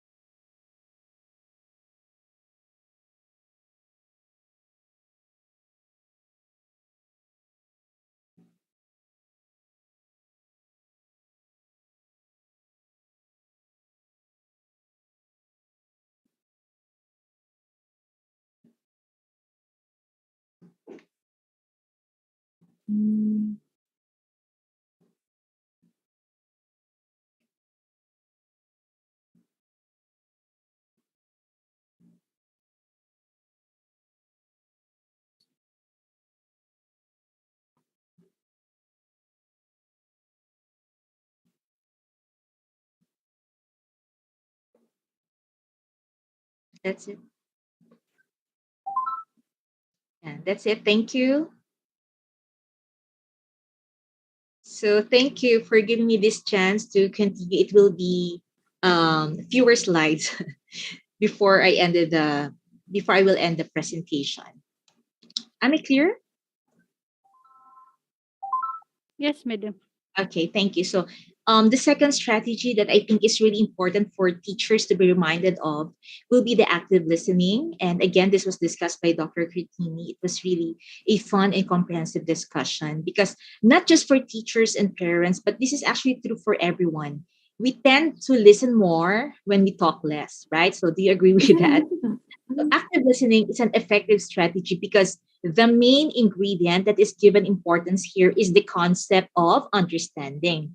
that if there is understanding in the parent-teacher collaboration journey or process, then finding solutions whenever there are challenges will be prioritized so that even conflicts occur, there is an established healthy positive relationship that makes the teachers and parents work and cooperate together. For the next slide. So under the tools, active listening, there are 3 tools. First, like what I mentioned, be fully present, meaning what do you mean by to be fully present? To show the parents and families that there is sincerity, especially respect during interactions with them. Second tool will be to paraphrase, which means that in terms of clarification and confirmation of the words, of the phrases and statements conveyed by the parents and the families. And lastly, engaging questions. So why do we engage questions throughout our conversations?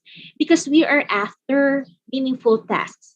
We seek consistent, open communication with the parents. And that, I think this really makes or gives way for meaningful conversations.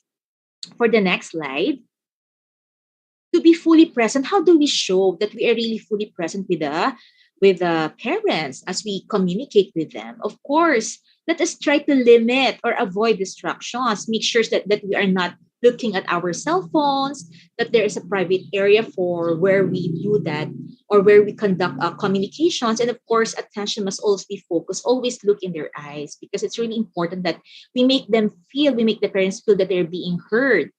Second, what are the nonverbal ways to communicate? We also learn that the way we express these ways also denote meaning and messages. So try to be attentive in terms of our facial expressions, our posture, our body language, our gestures that we express while communicating with the parents. And lastly, there are different verbal techniques or ways of communication that will tell if we are really interested of listening or conversing or communicating with them. And this will be, it's time to check how is the tone of our voice, the pace of the way we talk, the amount of talking versus the amount of listening. Are we interrupting them in the middle of their, talking? And the choice of words that we use. For the next slide, in terms of paraphrasing, we have 5 stages, 5 phases. Restate, reframe, summarize, clarify, and validate. So when we speak of restate, always grab the chance to confirm or clarify what the parents have said.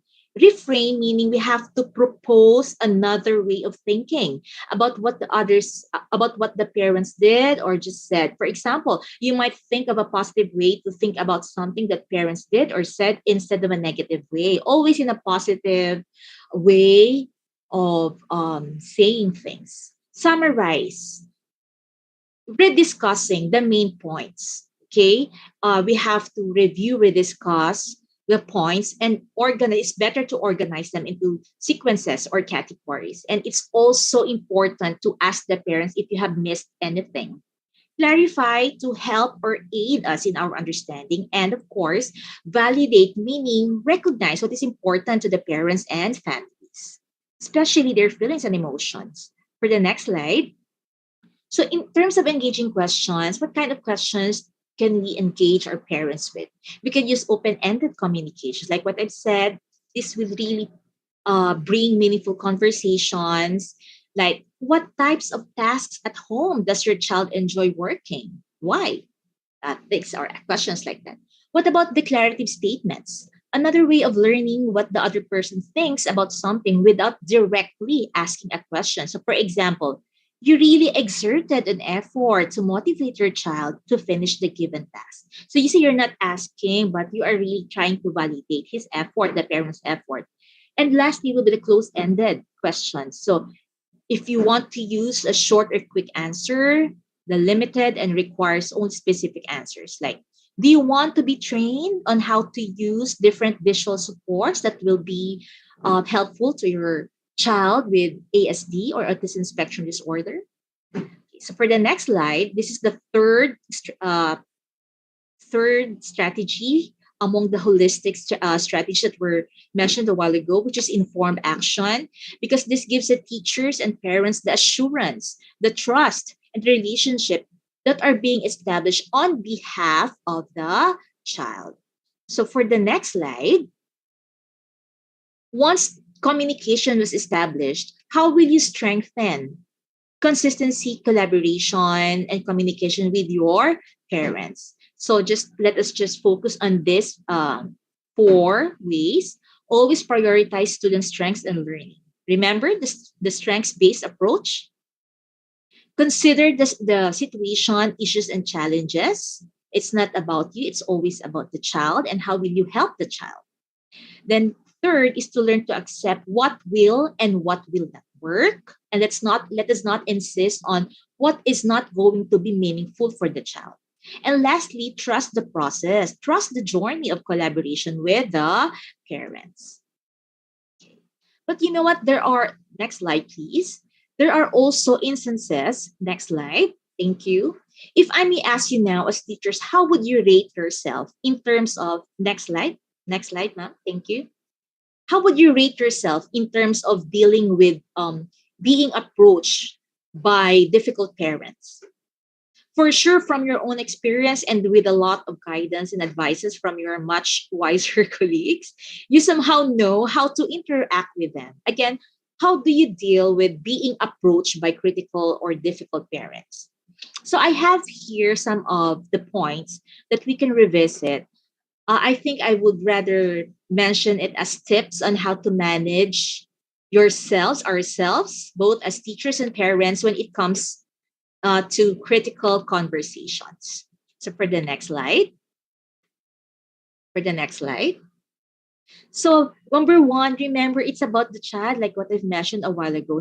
No matter how controversial the parent may be of how you react, keep in mind that we are all here for the child, for the learning. Okay, so we can repeat this to ourselves. You can repeat this to yourselves. It's about the child. It's about my student. It's about the child. It's about my student. And for sure, it will really work. Number two, only you can control how you feel and react, right? So try not to take parent concern as a personal, assault or insult. I truly believe that all parents are looking out for what they perceive and what they believe is best for their child.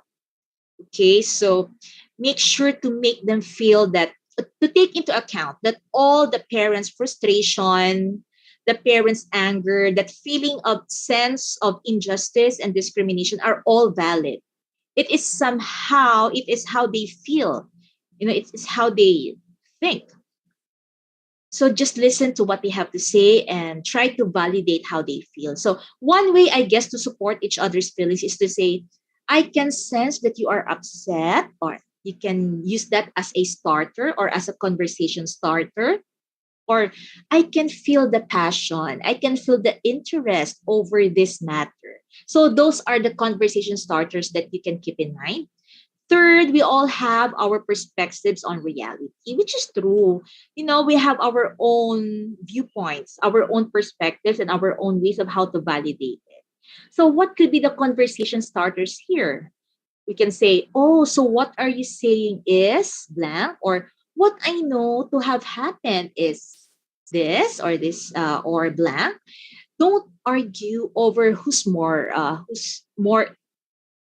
right, who is more correct, because perspective is a reality and every one of us have their own perspective on reality. So number 4 is try to reframe the conversation around the message. Too often, difficult conversations can get caught up in feelings rather than focusing on the real concern. So I guess one of the good conversation techniques for this to rephrase will be, I hear you saying this, that, or what I understand your point is that to be here or to be that. Or for example, that way you can help the parent, articulate what their real concerns may be. So for the next slide, number 5, focus intellectual energy on solving the problem. So think through what you say and take the high road. Meaning, don't allow yourself to be pulled down to reactions or just base it on the gut responses. So instead of debating who is right, instead of debating who is wrong, try to save your energy for coming up with solutions that are both agreeable to parties. Number 6, work together with the parent to find a solution. It's always the best interest of the child that that both the parents and teachers work together to find a solution, right? So 7, ask for an impartial set of views. What do you mean by this? We can invite, as a parent, if it's okay for you to invite a school counselor, maybe a social worker, or a student teacher, or any community member, school community member to be part of communication. Because you may even encourage the parent to ask someone unrelated to the issue to attend. Because I think this will matter when conversations get tough, both with parents and teachers. So it's always wise to include others who can cut through the emotional tensions, as everyone is being caught up with the emotions. And lastly, reflect on the meeting. It's always good to think about what just transpired, how you handled yourself, and as a teacher, how were you able to start and finish your conversation, your communication in a professional manner?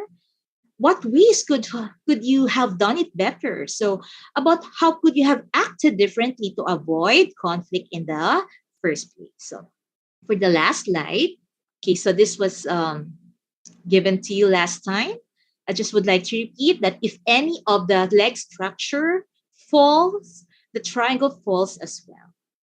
So that's it. Thank you for listening, Madam Suhaila.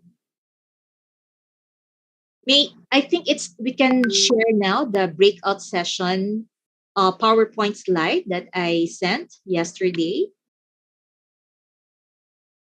Is it okay, Madam? Madam. Is it okay, Madam Harisha, to share the breakout session PowerPoint file? Okay, I already put the training materials in the Google Drive. The Thank you. participant can access the Google Drive link. Thank you, Madam. Okay.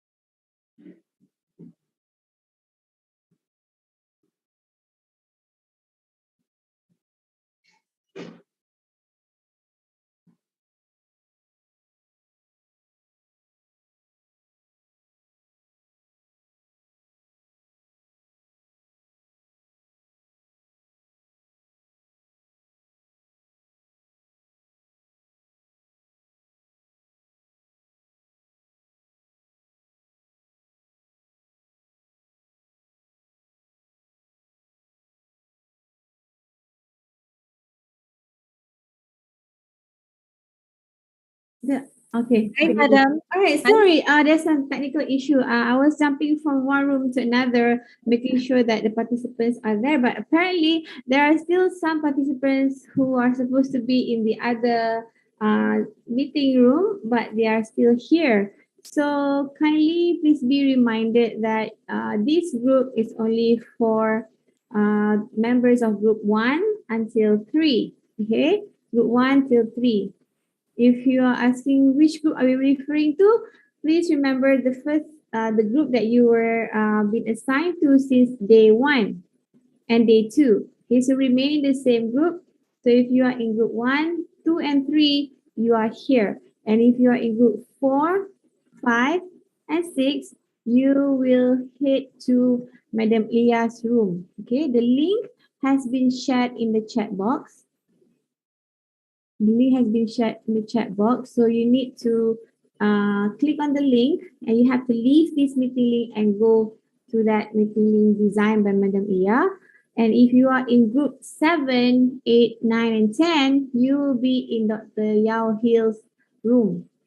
Okay, the same process, just have to leave this meeting room and click on the room a link that has been given to you for Dr. Hill's room. Okay.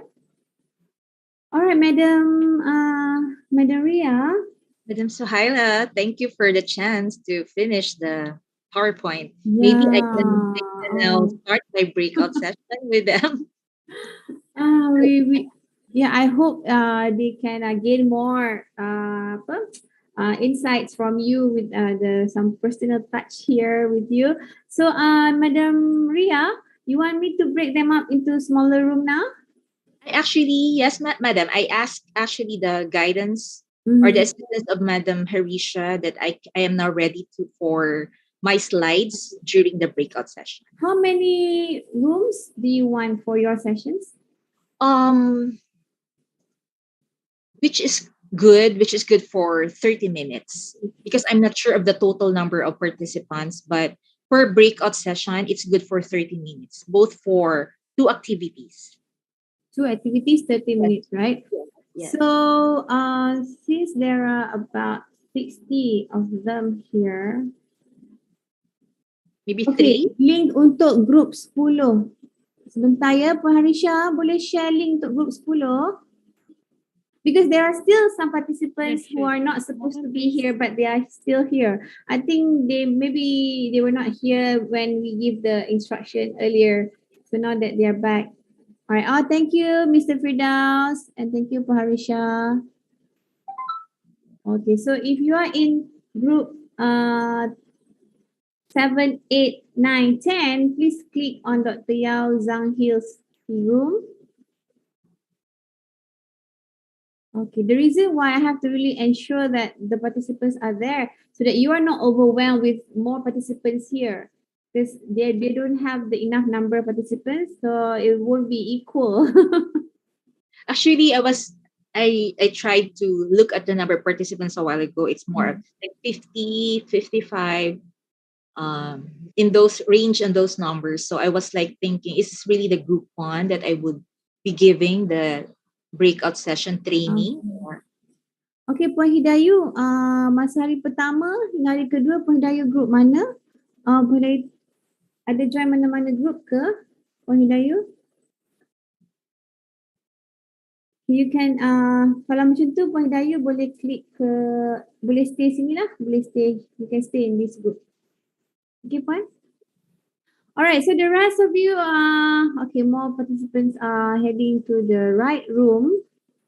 Okay, Puan stay sini ya, Puan Hidayu. Thank you. Okay, Puan Nur Fazatul juga. Okay, you can stay here ya, Puan Nur Fazatul.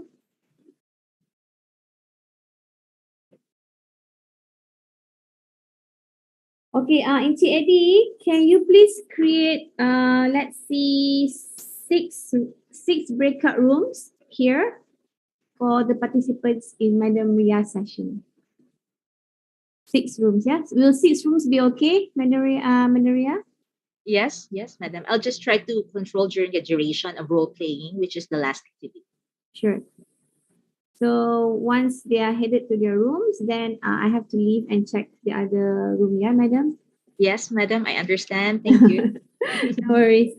Mr. Eddie, are we ready to divide them into 6 rooms, yeah, Mr. Eddie?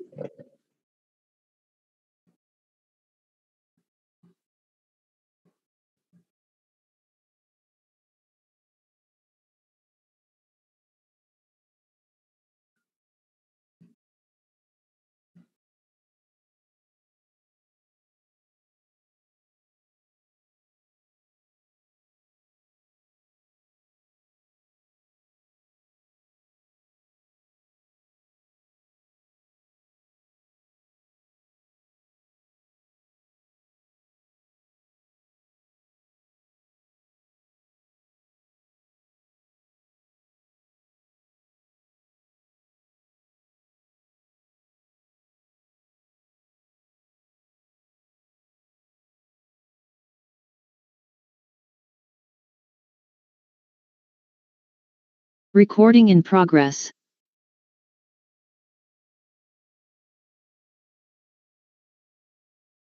Is the number too big for you if we have 3 rooms, Madam Ria? Oh, it's fine. It's really It's fine? fine. Yes. We can just do the pair and the sharing simultaneously.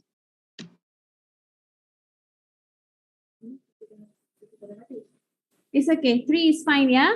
All right, Maderia. So they're Fine. all into your room now. I'll join room 1 first.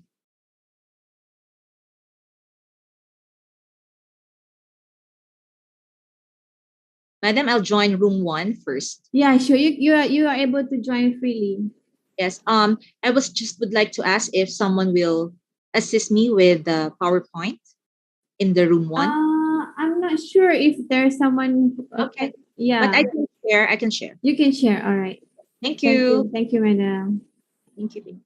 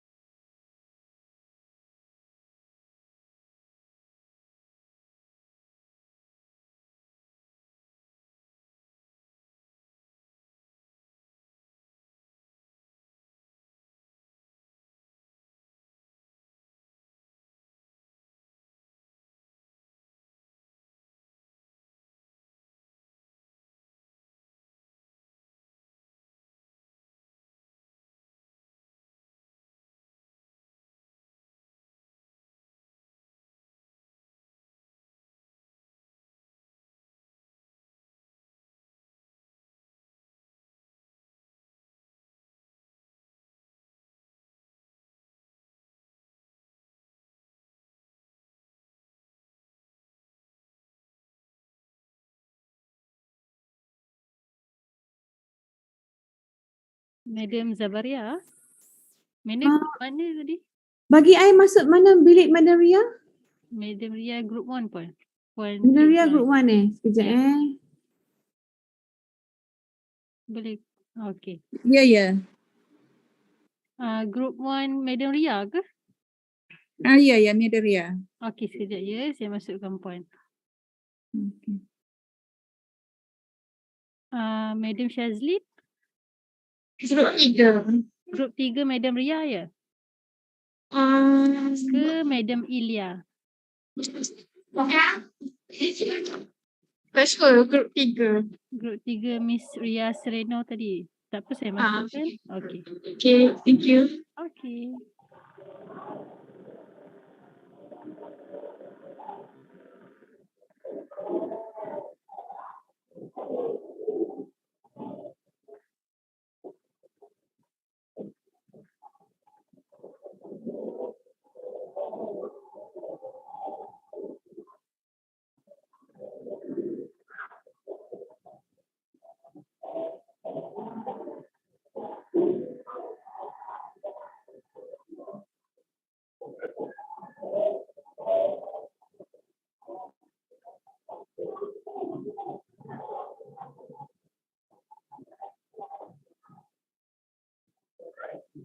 Can you stop sharing this?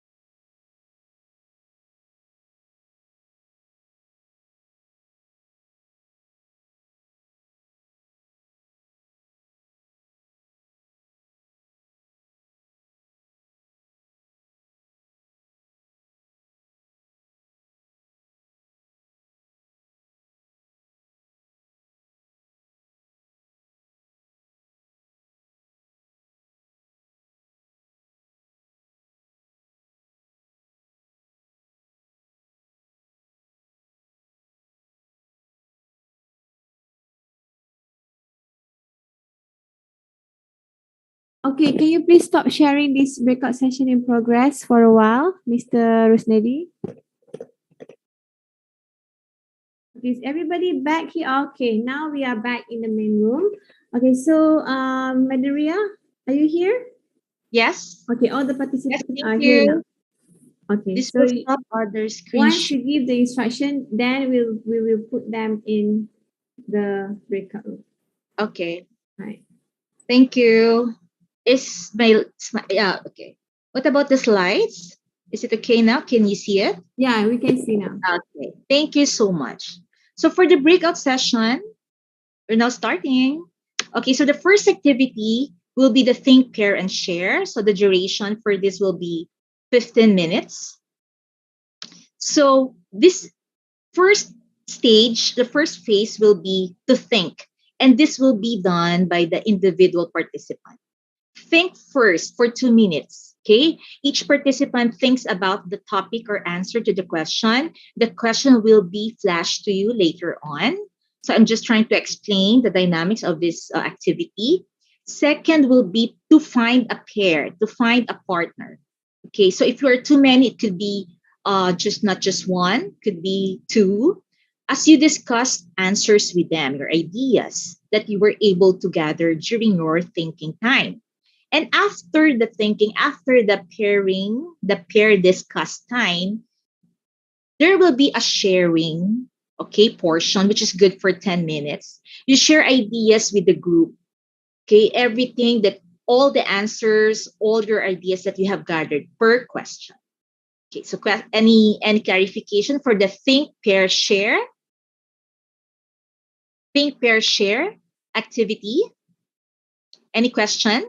I think this is not new to you, right? Since in the special education program, this is also very effective in terms of UDL or Universal Design for Learning practice or activity as a strategy. Okay, so I think you're all ready to read, so you can start your thinking time for the different questions. Okay, you may screenshot, you may write it down, so you can always go back to the question. Question number 1. When you hear the term parents' involvement and engagement in school, how do you define this term?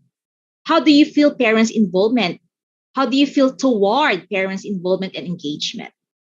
So question number 2, what are the 3 main topics that you believe are the most challenging and difficult in relation to the parents' involvement and engagement? Any topics, any concepts, any concerns which you think are difficult to discuss or somehow to make parents, to make the families, the parents, and be engaged in terms of consistent communication and collaboration? And the third question would be, what are the 3 main topics? This time, if number 2 are the most challenging and difficult, this time for question number 3, what are the 3 main topics that you believe are the most empowering, the most strengthening in relation to the parents' involvement and engagement in schools? Okay, so kindly screenshot or write down the question. So whenever I go back to the task, think, pair, share. So you will be guided on what to do. Okay? Okay, so Medalia, Yeah. they will be in 3 groups only. Yes. We decided for them to stay in the initial group. So group 1, go to group 1, group 2, and group 3, go to group 3. And Mr. Shabil will design the room in a short while. So you just have to press join. Okay? Okay. Like what I did a while ago. Like what I did a while ago while they are conducting. But only 3 groups now, not 6. Yes. We decided to put them into 3 groups, otherwise it will be confusing. So once you are finished with the briefing, and if they are done with the Q&A, then we can just let us know when. So Mr. Shabil will get the room ready. Oh. Thank you. Okay, so before we proceed to the second activity, can you please give me an assurance, just thumbs up or any response in the chat box? Are you done with the questions? Are you done? Okay, so thank you.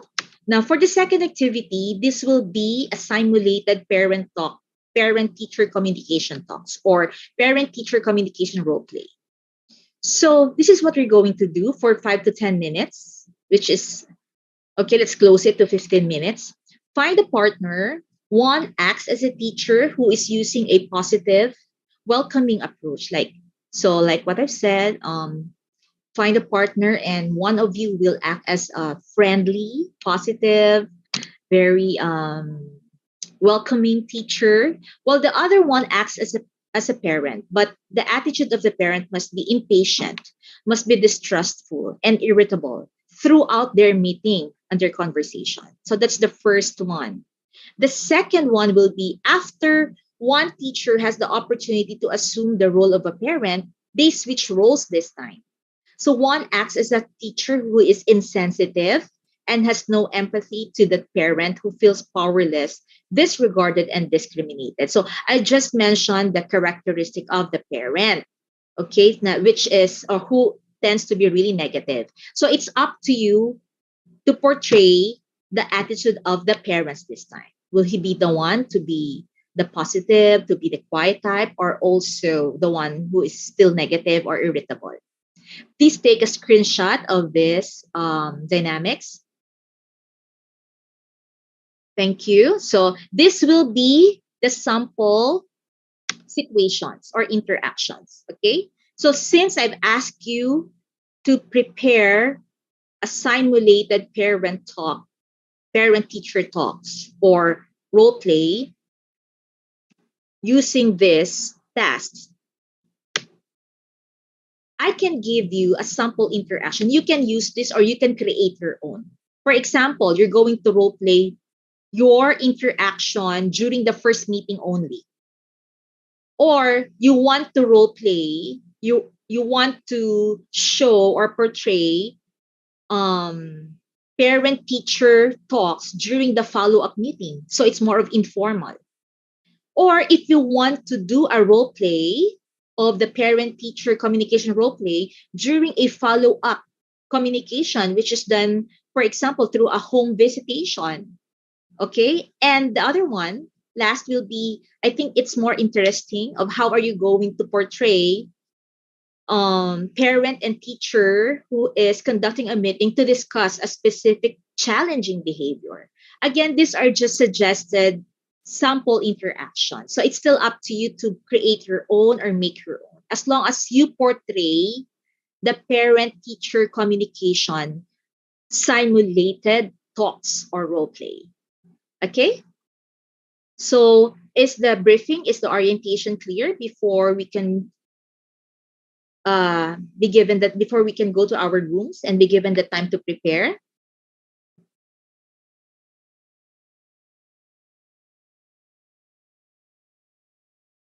Okay, done? I think it's clear. Okay, I'll just stop share now.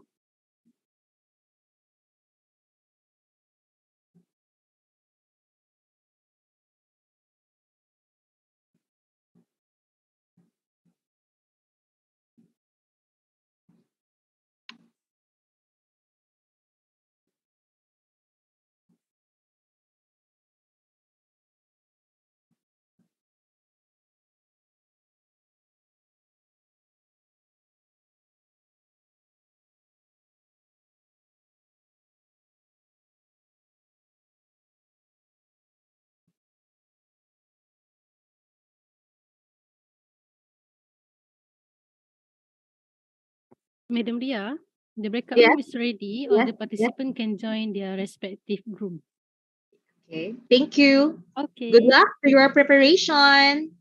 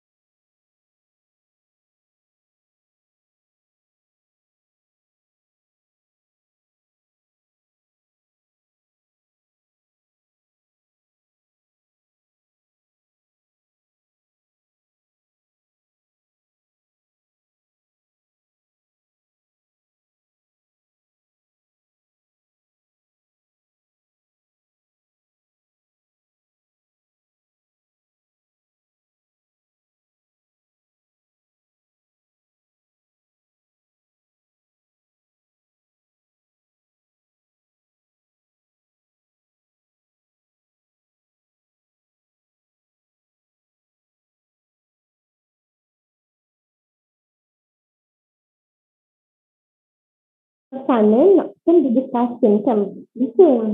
Itu yang saya tanya ni. Kita ada buka cerita tak?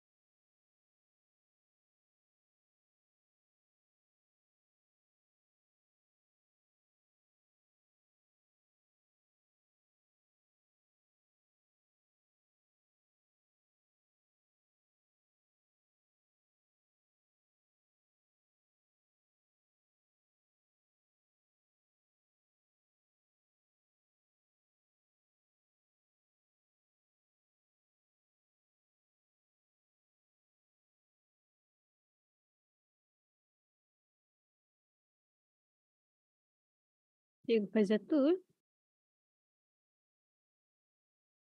Yes. Kita dah masukkan cikgu ke grup 3. Cikgu cuma klik join je. Ada tak progress tu? Join. Sebab memang kita dah assign cikgu ke grup 3. Tak. Saya nak cakap mana join tu?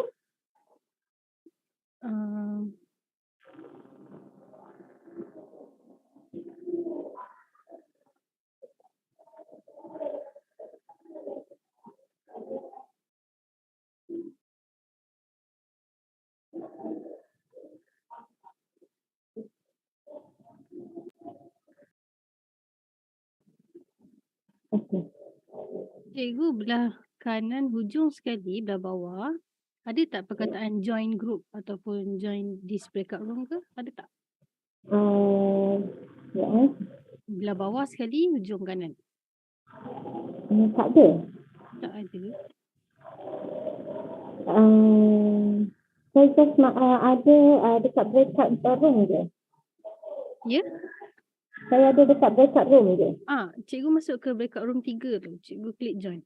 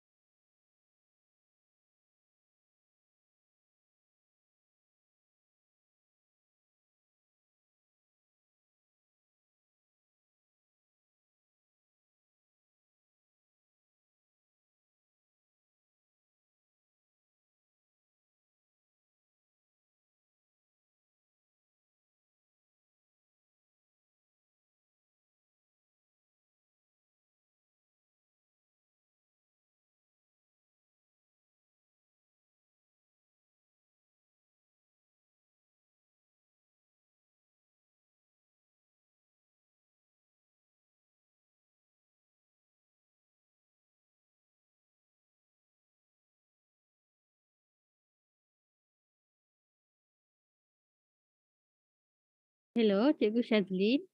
Cikgu grup mana ya?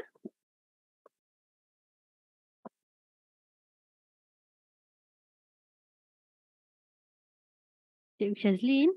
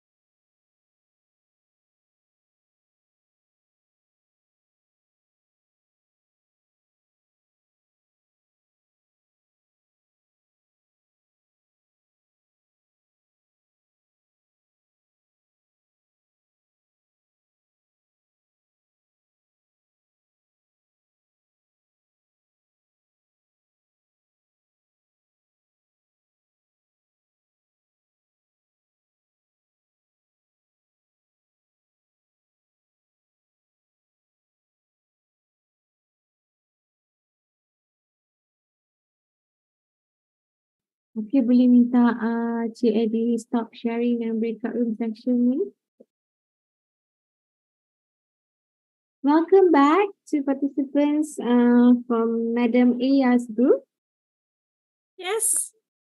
Okay, Madam Aya, can you share some key takeaways from the discussion? Sure. Mhm. It's a great session we have. Thanks for the group. It's a really interesting discussion we have here. We divided into 3 rooms, and from there I have summary here that all the participants in the group have the same common problems about the collaboration, the challenges. And it is the lack of parents participant. Like parents did not come to school. Parents let the teacher solve all the problems, and many parents just come in terms of payment process. But we can see that the parents sometimes close the door and did not let the teacher or the school to come into their private life. And there are many conclusions from the participants, like making special events for the parents to involve, or home visit regularly to enhance the communication process, something like that. Yeah. And there's an insight from the group that if we cannot do the home visit, we can go to the office. Yeah. So, group 6 emphasize okay, we try to give efforts to communicate with the parents. So if we cannot go to the house, do the home visit, maybe we can go to their office. Yeah, to make sure that, hey, we are a partner here and we need to collaborate. You need to involve in your for your child's goodness. It's not only for a teacher, it's for your family. To emphasize that, we need to push us that kind of efforts. But in the end, I emphasize about the connection. The connection we should have. We should develop connection first. Like how we can make open communication if both parties not feel connected. So how to make a good connection? We can use the personal approach. Since the day one, the academic calendar open, we can do the personal approach to the parents. And second, we can use parent-to-parent forum. And in school, we can use like parents with special needs. You can make group like WhatsApp group or something, and all of the parents be the member, and I'm sure there will be 1 or 2 parents who are determined, and we can use them as a leader of the group. Yeah, for a parent-to-parent forum will be help. That's it from our discussion. Excellent. Thank you to Madam Aya for the summary of your group discussion. Madam Ria, can you share some key points from your group discussion, please? Yes, thank you. Okay, so first of all, thank you for the guidance you gave me a while ago. I was really thinking of how I'm going to facilitate it. But thank goodness we're able to finish, I hope, because those 2 activities are really meaningful. As a teacher, you tend to dig deeper because we can just require a teacher to say, okay, collaborate with them. So with that activity, I was able to find out or discover, oh, they're really in that awareness level. They're really in that, their attitude towards collaboration is all dominantly positive. Although there are some concerns, the host has asked you to start your video. Sorry, I'm one of the hosts, so I don't know if I'm going to click that part. Okay, so I asked the think, pair, share activity that we were able to accomplish among all the group participants. I think it's effective because we're not just looking at what is challenging or what makes it a concern or difficulty, but also we also discuss how or what are the topics that really are empowering and strengthening in the part of the parents. For the second activity, which is the teacher parents role play. So since I was able to hop from one room to another, I just required the group to record their own role play, and I've told them that we will submit that as a group output to SEAMEO SEN. So that because we should be able to watch their prepared skit, their prepared dramatization, because they have their own sample interactions, okay, that they chose. Could be a challenging behavior from the part of the child, or the challenging behavior in the part of the parent. So I really enjoyed it. I hope the participants too enjoyed it. Thank you. Thank you, Madam Ria. So we're still waiting for Dr. Yao's team to come back. Dr. Yao, your team is here? Are the team here? All right, Dr. Yao, can you please share your key points? Yeah, if you have anything to share from you. I'm sure there are a lot to share from your session, Doctor. So in our session, we particularly actually the participants who are all the more experts than me, have discussed the strategies to communicate and collaborate with parents before the students were identified with a disability. During the process, the students were being assessed for disability or eligibility for disability, and after the identification.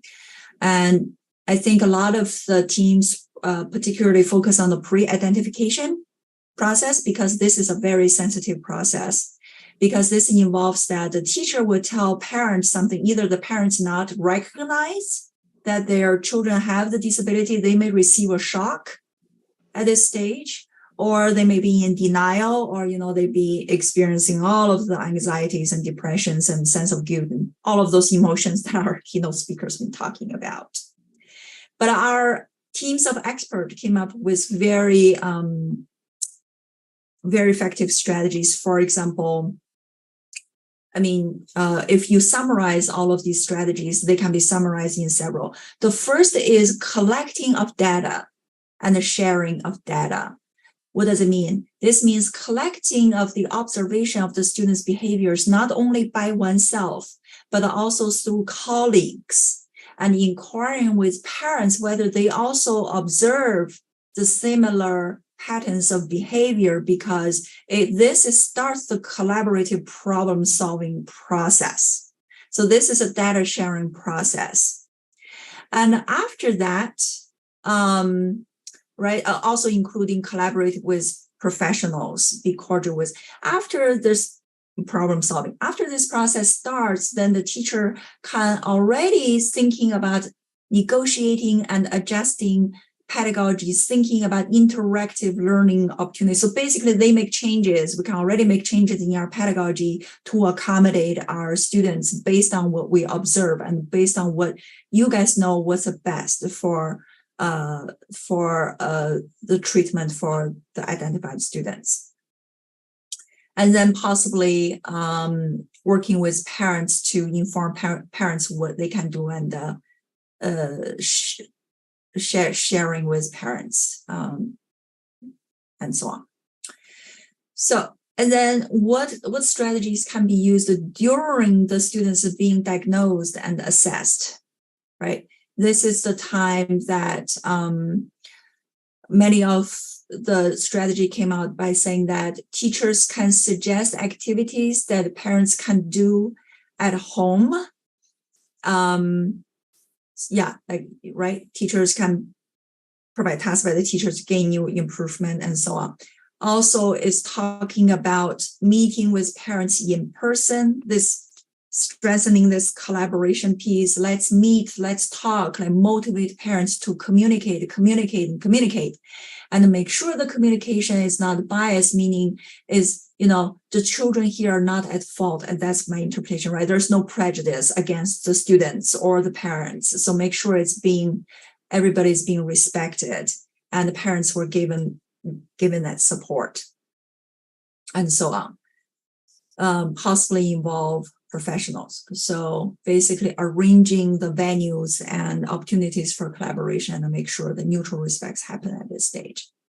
And after the identification of disabilities, I think this is where everybody here as a professional's work comes in, because it's identified and you can particularly work with the students. But also in terms of, for example, not only talk about this IEP plan, but also give the parents ideas for therapy, right? So this both formal educational plan, but also how to support the students outside of the educational setting, give parents that mental support, and plan treats the parents as a member of the team, and so on and so forth, and keep communication to track students' achievement. So those are the strategies our team have come up with that I think is just wonderful. Oh, I'm gonna share this document I already shared earlier. I can put in the chat. Thank you so much, Dr. Yao and team, as well as to all of our amazing speakers, Dr. Yao, Madam Aya, and Madam Ria. Thank you so much for all the sharing, and also applause to the participants for your active engagement. I'm sure the breakout room sessions enable all of you to get to know the speakers closer, as well as to address the issues or challenges that all of you face. So we allow 1 or 2 minutes to get some feedback from the participants. You may raise your hand and turn on your camera. We allow you to speak for 1 minute, perhaps to say a few things to the speakers here. Anyone who would like to volunteer? Kindly raise your hand, please. Anyone from Philippines, Malaysia, Thailand, Brunei, Cambodia, Indonesia? Madam Zahuri, would you like to say something?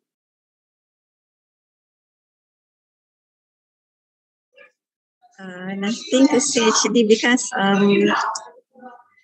all of the speakers and facilitators are very helpful in give more knowledge and information, so that as well as all of the participants, especially from my members group.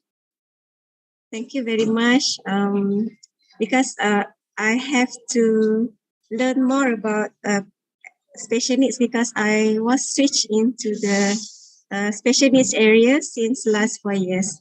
So that's why I'm very looking into another online course like this.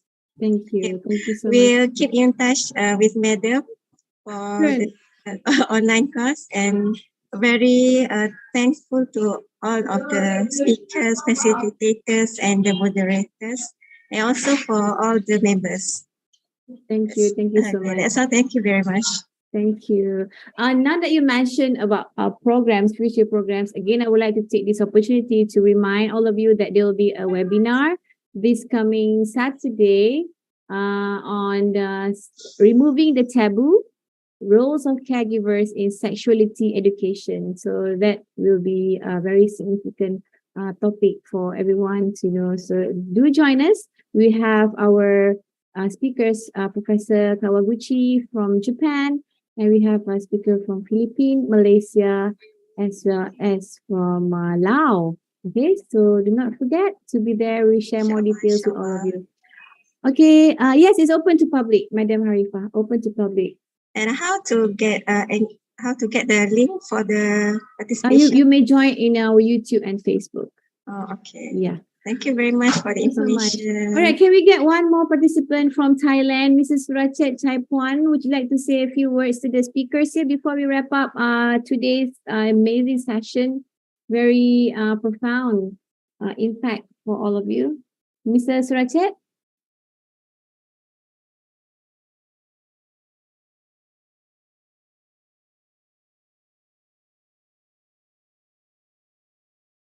Yeah, can we please allow Mrs. Rachet? Mrs. Rachet, you didn't turn on your microphone. You're still muted.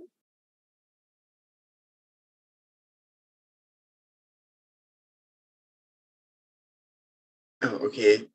I'm sorry. It's okay. Okay. And okay. Today we are talking about to learn a lot for take something in the house and in the school.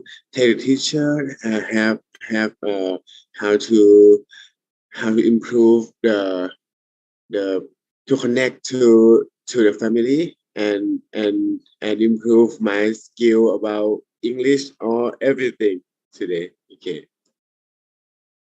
Thank you. Thank you so much, Mr. Surachet. All right, with that, I must say on behalf of all of the participants here and from our team here in SEAMEO SEN, we thoroughly enjoyed your presentation, Dr. Hill, Madam Ria, and Madam Aya. All of your delivery was so engaging that we really lost track of time, and we wish there'll be more time for us to spend together and learn together. Thank you so much again for the enlightening, stimulating presentations, Dr. Hill, Madam Ria, and Madam Aya. We are delighted and honored to have all of you as our distinguished speakers for today. So we have something to present to you from SEAMEO SEN. Mr. Rusnedi or Mr. Shabil?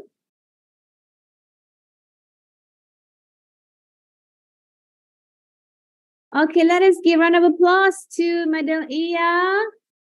Can we put her in the spotlight, Madam Iya? Would you like to say a few more words before we wrap up, Madam Iya? Thank you so much for the opportunity. It's an honor for me to make collaboration again with SEAMEO SEN. I really appreciate the invitation, and I really love to see meet all the participants, and it's a great session. Thank you so much. Thank you, Madam Iya. Okay. All right, and the next one to Madam Ria. Madam Ria, a few words from you, Madam Ria.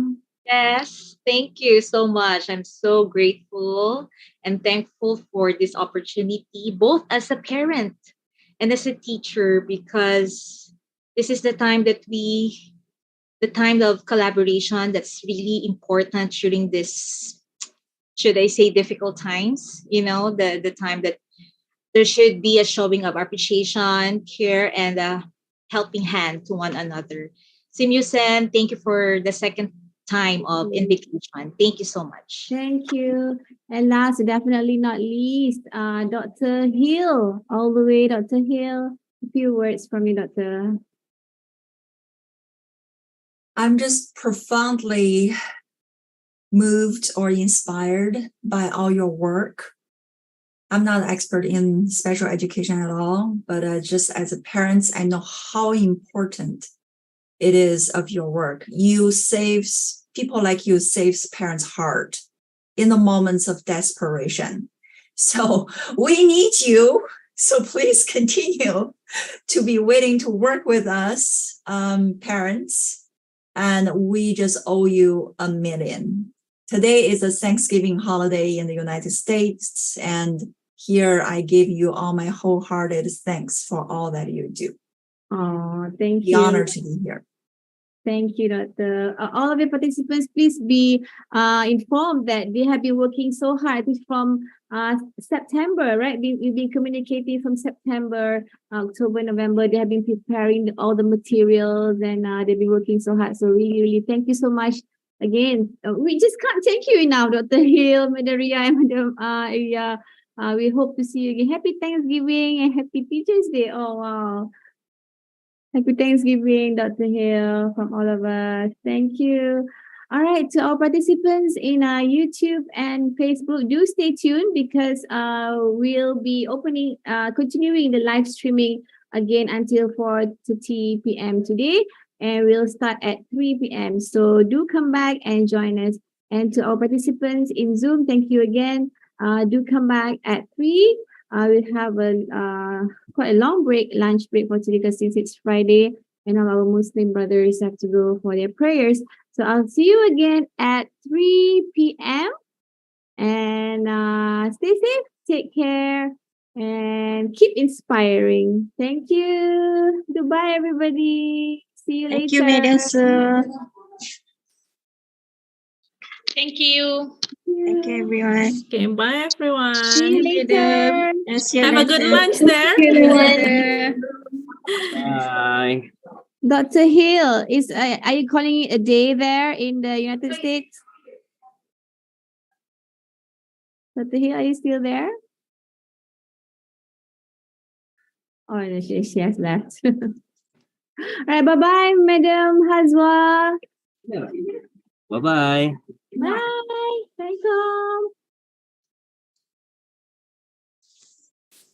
All right, see you later.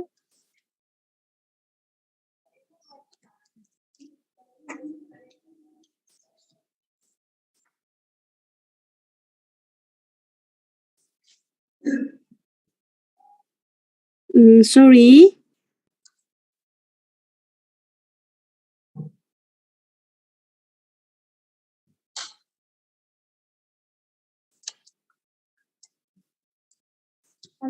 Thank you, Madam Zahurin. You too. Ada siapa lagi nak? Anyone who has question to ask? Madam Suhaila, what Yes, time? hello. What time we will see this evening? 3 p.m. Okay. Okay, because I just come back from toilet. Okay, thank you. Okay, 3 p.m. Yeah, Madam. See you. Okay, thank you. Bye. Madam Suhaila, I have question for a while. Yeah. Are the participants can also receive a certificate, right? Yes. The participants will receive a certificate once they fill up the evaluation form. We will Later. Yeah, we will share the. Yeah. Who's Thank you this so asking? much. Who's asking? Yeah. Oh, Heidi. Yeah. Okay. We'll share the evaluation link today at 4:30. Yeah. So you'll get your certificate. Thank you so much, Madam. You're so Right. beautiful and kind. Thank you. Thank you, Thank SEAMEO Sen. you. Selamat.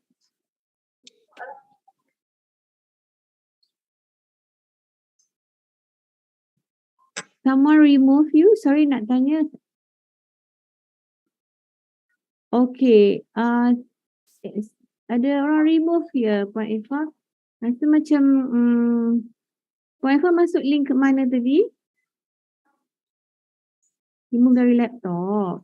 Okay. From group tadi ke? Group yang dengan speakers tadi ke?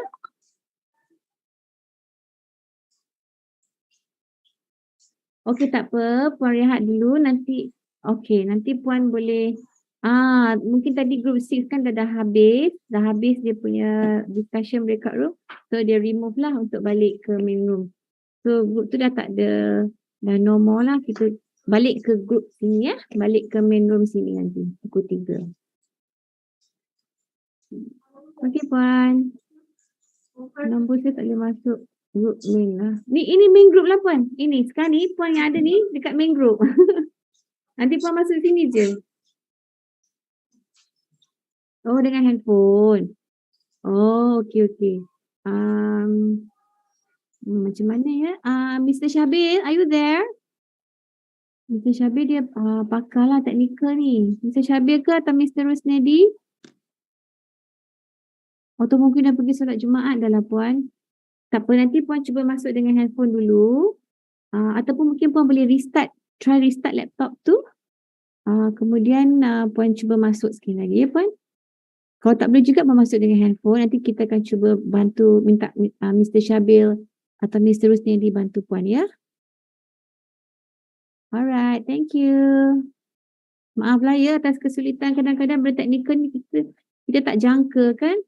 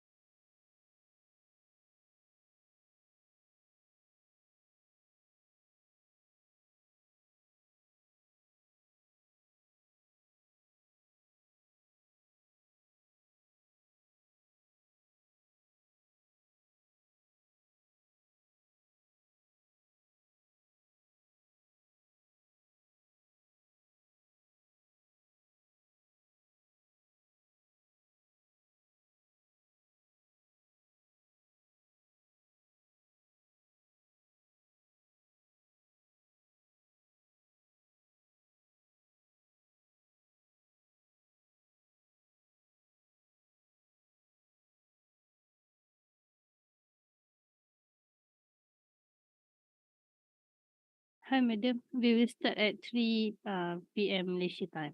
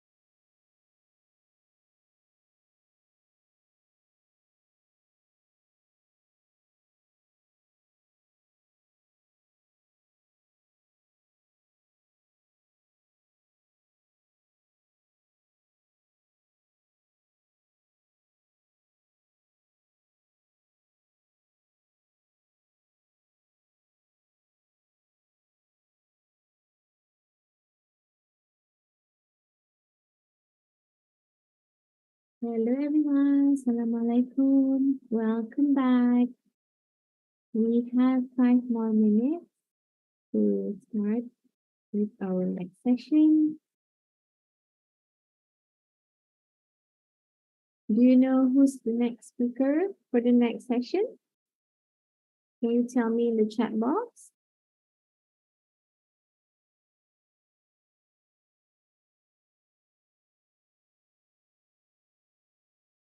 No one here knows who the next speaker is?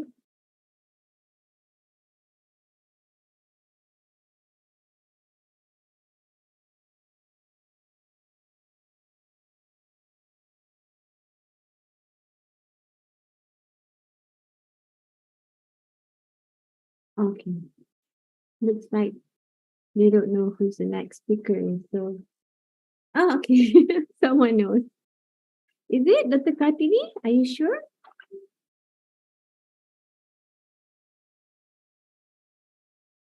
Kartini.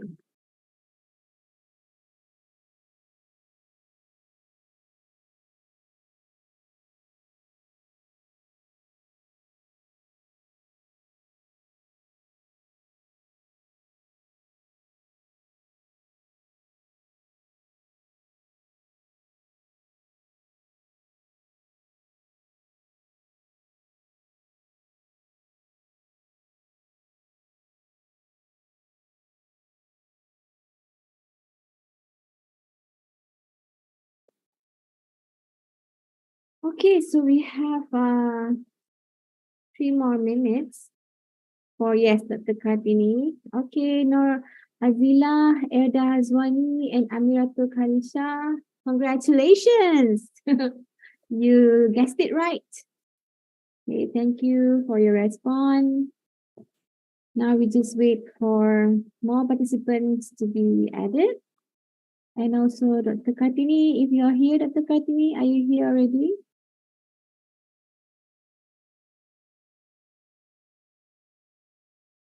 Dr. Kartini is here. Okay, Dr. Kartini. Assalamualaikum, Doctor. Good afternoon.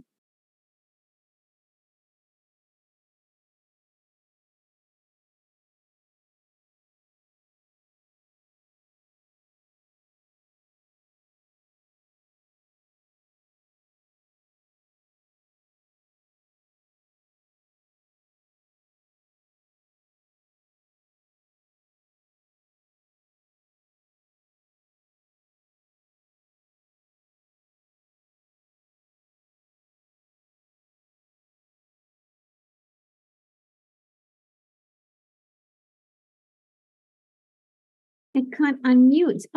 Okay. Hold on, yeah. Mr. Shabil or Mr. Rusnedi?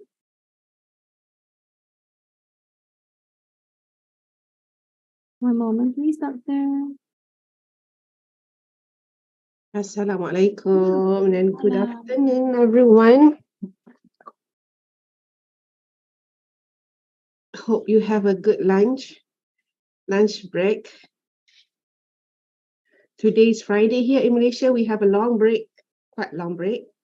But unfortunately, I didn't manage to go for my lunch. Hi,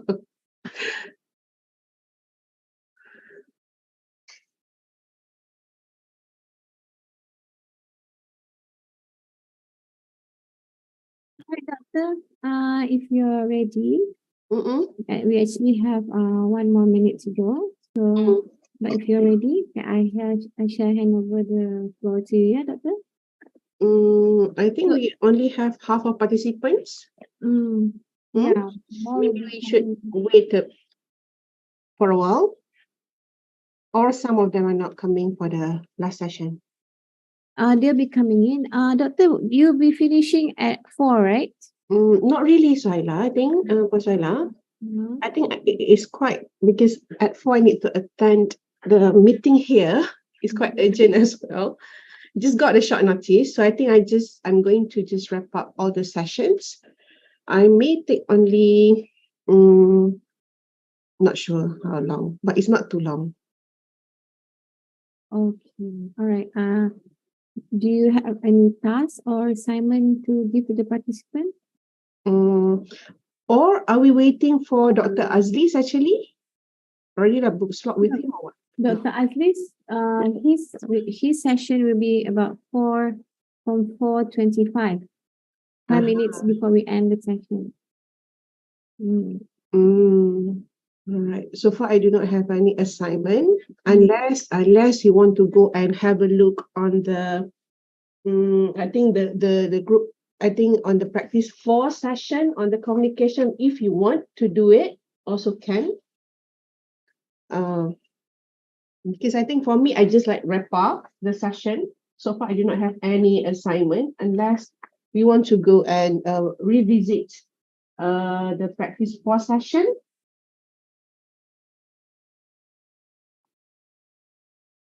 How about others?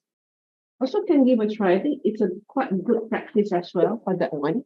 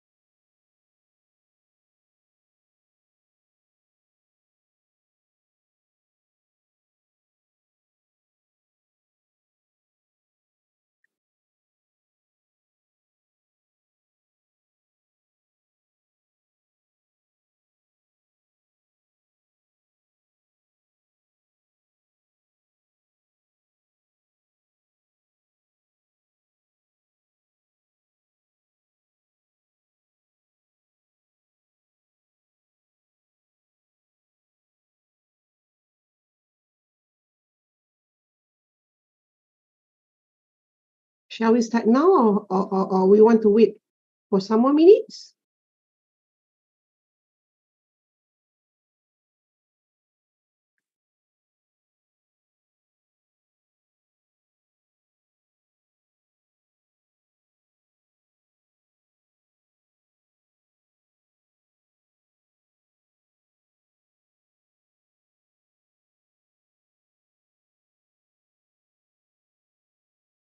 Dekat ini, so far we have around 85 participants. I think we can start. Okay, start, Yeah. All right, thank you so much, Puan Harisha. Okay, Doctor. Afternoon, everyone. Okay. I hope you have a good lunch. Today is a Friday, the last day of working day. But hopefully we are still here, motivated, still have that, urge and motivation to finish our session for today. Assalamualaikum Firdaus. Okay.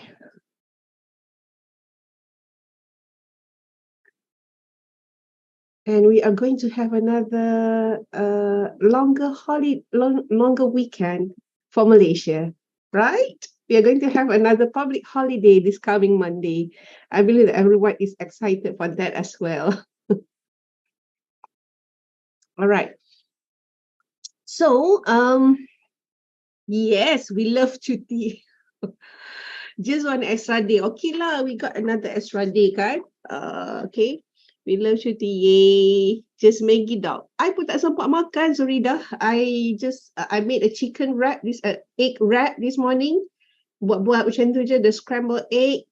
Dan lepas tu, letak dalam tupperware, datang, sempat makan tu je.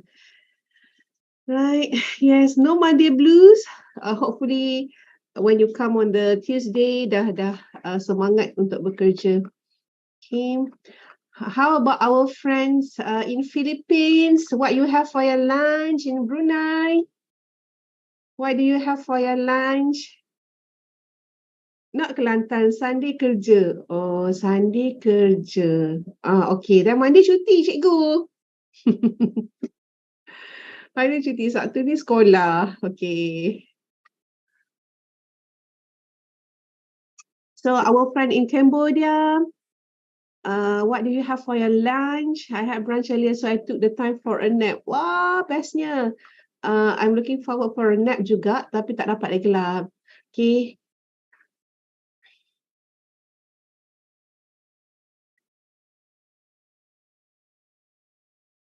Cikgu Fauzi ada hari ni? Sanmugam ada kat sini. Cikgu Sanmugam. Puan Elia, you are here. Your talk this morning was really inspiring. It's really broke my tears when I watched that YouTube videos. I think that's really such a nice video. But it is in the YouTube, right? Okay. Maybe you should share the link with me. Thank you so much. Is Dr. Hill here? And how about Madam Ria? Are you here? Are you around?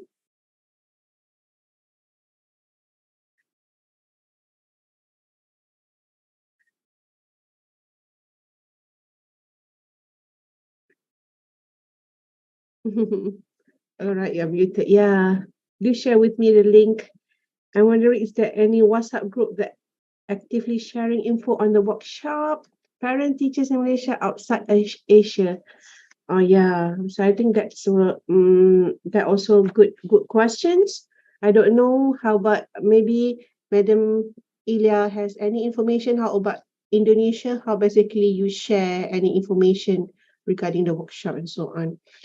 So I think all right. So so for this afternoon, it's only, I do not have any slide actually. This is only like just make this slide to show that we are in the wrap up session, and also some of the key messages throughout our 3 days online training. So okay, it is indeed a great and also enlightening experience for me, actually, to be here sharing knowledge and also exchanging experiences with all the C teachers and also mothers here. And this morning sharing session with the three amazing mothers was truly motivating all of us. Okay, so let's revisit it. I do not have any slide, but I think it's just like mainly conversation and talking. Let's revisit it of what we have learned throughout our 3 days of online training. But I think later on, I will forward these key messages to the organizer, and they may come up with, I think the infographic or maybe in the graphic forms. Okay, so in day one, we highlighted about the significance of collaboration, partnership between teachers and also parents of special educational needs children. And it's evident and well acknowledged that such collaboration is important. Okay, and the positive connections between parents and teachers, have shown to improve the children's academic achievement, the emotional well-being, the social skills. And we also aware that when parents and teachers work as partners, children will do better in school and also at home. And collaboration between parents and teachers, it is actually a process that needs the dedication, the effort, the time, and also the right resources of both parties. And in order for teachers and also parents to collaborate effectively, it is critical that they create a strong working connection. And we also realize there are many potential barriers, okay, that may distract or obstruct the process. Okay, for instance, the structural barriers such as systems, laws, policies make it difficult or even impossible for the school and also parents to do something that by right should be easier for them to do. Okay, and we also learn about the contextual barriers such as language, the cultural and also the religion differences, okay, the socio-economic background. That basically also will deter some of the parents and also families from engaging with the schools. And another type of barriers, which is the perceptual barriers to participation, such as the parental belief, knowledge and skills, and past negative experience perhaps with the schools, okay, emotional and also psychological struggles that also may interfere and also may widen the gap, between families and schools. And those barriers need to be addressed, need to overcome. The truth is, it is hard actually to make a change in the ecosystem, okay, because we are living in the ecosystem that relating to special education needs children. And because of that, we need to continuously learn and adjust the strategy. So I think this morning, Madam Ria highlighting about they unlearn, they learn, and they relearn. So the learning process occur throughout the journey. Okay, and there is one actually slogan I think that really relevant. Okay, in order to change the system, you need to first change the people. Okay, so you change the people first. Okay, and who are the peoples involved in the ecosystem?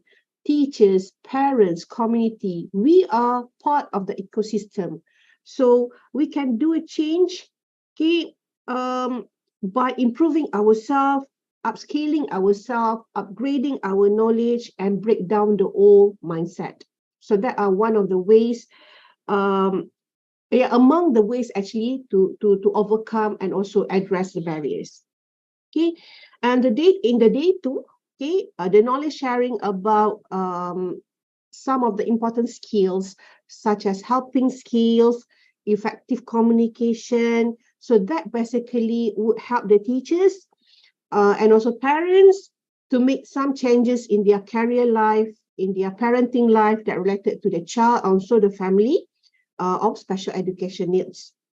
And we discovered, that effective communication is one of the important keys towards parents-teacher collaboration.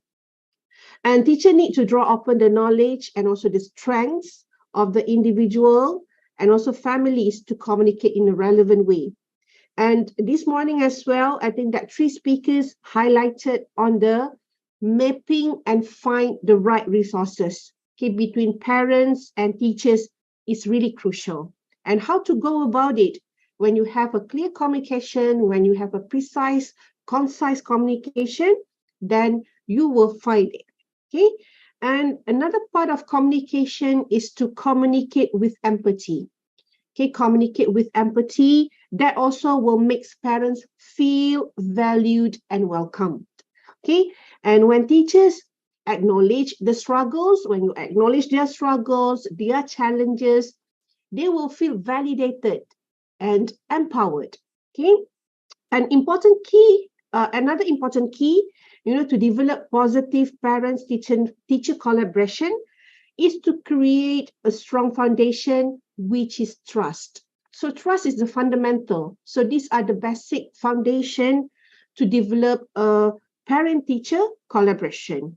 Okay, so in building the trust, teachers also need to adhere to certain aspects. For instance, the confidentiality, all the information, all the problems that are being shared by the family and also students with them. And once trust have been developed, it will make parents more willingly to engage with the schools.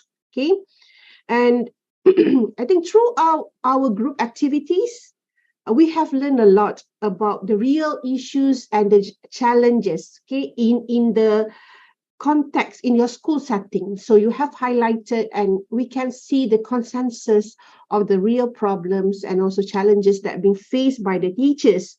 Okay, and then teachers are very creative. They come up with a suggestion and in fact they propose the framework for the best practice. So I think we should, these are also, I think, good for the organizers to share, on your social media, what have been done by our participants for this online course, online training.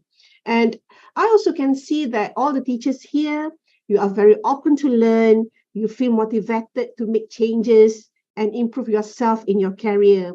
And throughout the presentation as well, we can see a lot of efforts that have been put by the teachers, okay, for the sake of their special education needs children. Okay, some of you share pictures, some of you share the activities that you do in the schools, and I can see it's really increase your self-efficacy and also your self-esteem as a teacher. All right, and I really appreciate all the participation and also active involvement during the group activities and also presentation. So I come to my final key messages actually. Okay, so we need always to remember, okay, even a small changes are definitely better than no changes.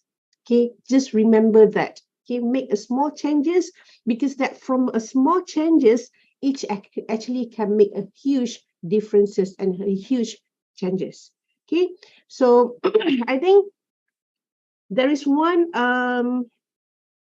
metaphor that I would like to share with all of you. For me, I just love, maybe because of being a psychologist. So I always use metaphor in my, my career, even in my life. I love metaphor. Okay, so if we look at the child with special educational needs, so they are like pieces of puzzle. Each piece is special. Each piece is important. Each piece is needed to create a complete, beautiful puzzle. And what you need to remember, you teachers, you parents, you moms are one of the pieces to complete their beautiful life. So I think this is really meaningful for me when I look at the special educational needs. These are the best metaphor that I can describe about them. So I think with that, okay, I think I already like end my, that is basically end of my session, but I open to any comments, any feedback, any Q&A that participant would like to ask or to share what's your thought and so on, because we still have time. I may need to go by 3:45, but I think I'm still here for you to maybe to share any inputs and insight about our online training. So with that as well, I would like to wish all of you all the best in your career pathway as a special educational needs teachers. I know it's not easy to be there, but I think what you've done is really meaningful for the children and also for their family members. And I also pray and wish, may Allah shower all of you with His blessing to all the special educational needs teachers out there and also families of special educational needs children. Okay, so thank you so much from me. I would like to thanks all of you for the participation, for the experience, for the moments. I really appreciate all the moments with all of you. I learned a lot from all of you as well. Thank you so much, everyone. Okay, so I open to any Q&A or any sharing from the teachers if you like to say anything. All right.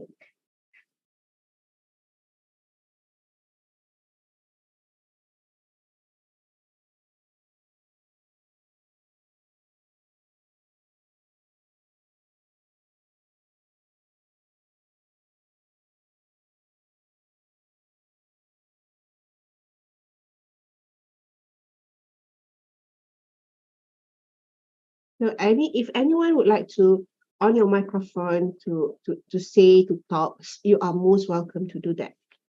Okay.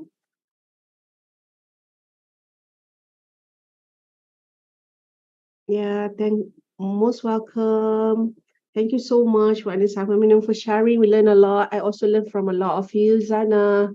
Okay. Yeah, my guess alone we can do little, together we can do so much. I agree with that.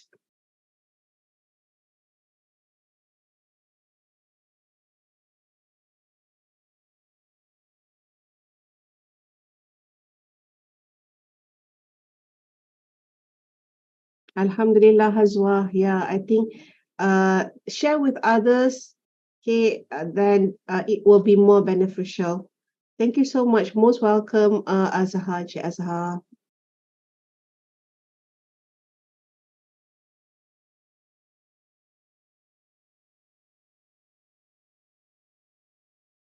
So with love and also thank you from Malaysia.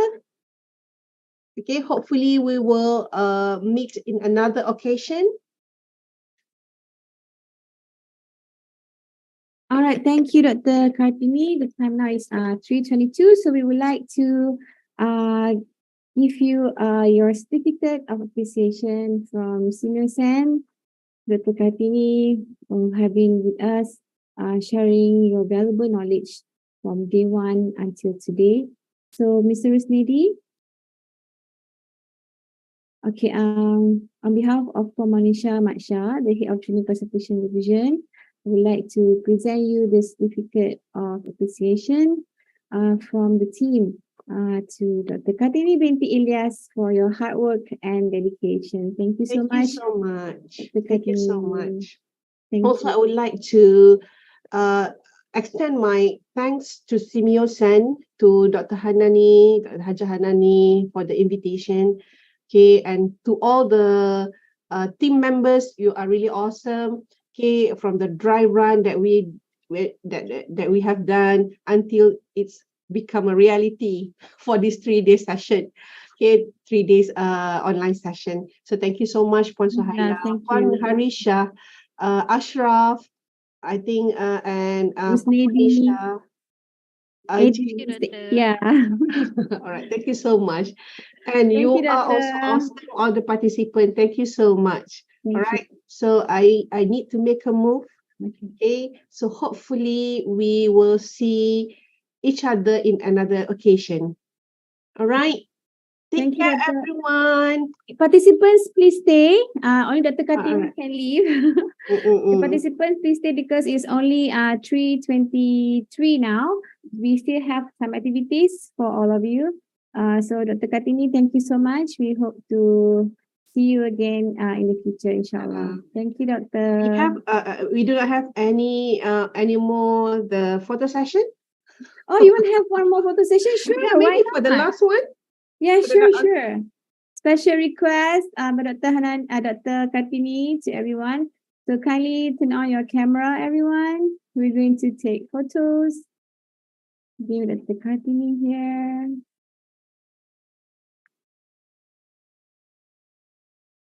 Has everyone turned on the camera? Let me check and see. Okay, put a beautiful smile on your face. Okay, Mr. Rosidi, are we ready? All right, 1, 2, 3. All right, one more. 1, 2, 3. And last one. Everybody say, Dr. Kartini.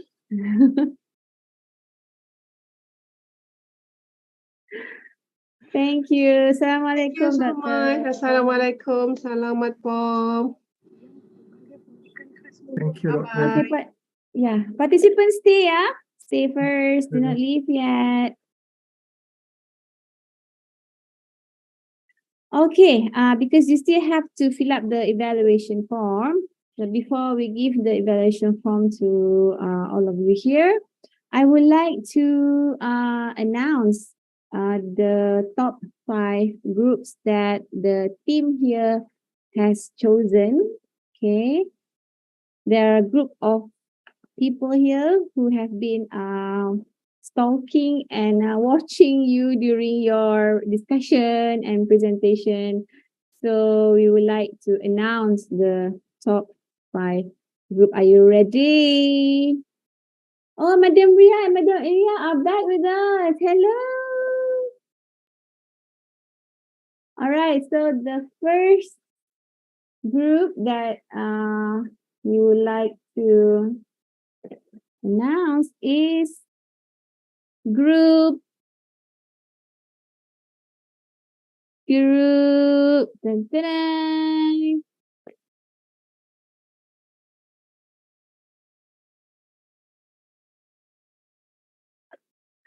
All right, I would like to announce the first group is group 3. Where's group 3? Can we please have the members of group 3 to raise your hand and yeah, raise your hand and turn on your camera because we would like to spotlight you. Can you please remove the poster? Okay, let me just spotlight you here.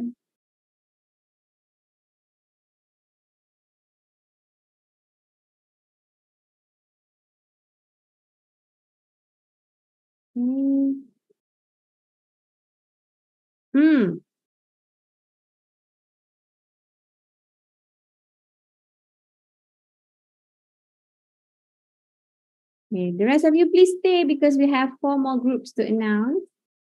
Okay, let me just remove myself first. Yeah. Okay, to the group members, before you receive your certificate, we want you to please share with us.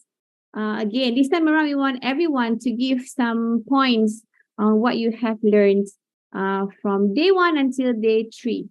So we need to get all the members to share with us, and one member will get 1 minute only. Okay, solid 1 minute with all the input that you have learned.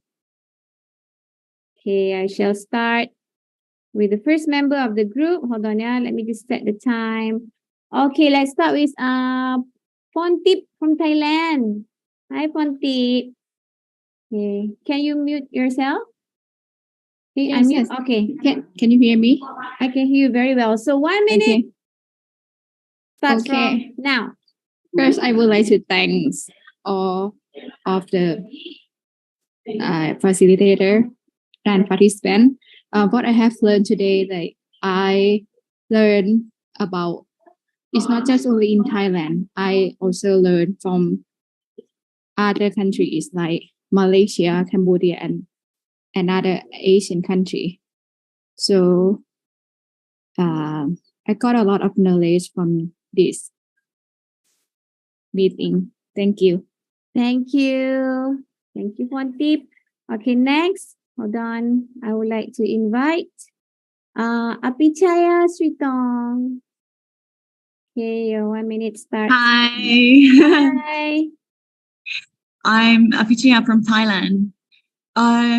First of all, I would like to thank you guys as especially the facilitators and all of the participants, which is now you are my colleagues, and then for 3 days I have a lot of knowledge regarding the information that you guys sharing to others is very useful, and I could bring some of the information to work to my field work in school for the deaf in Chiang Mai. Do you know where I am?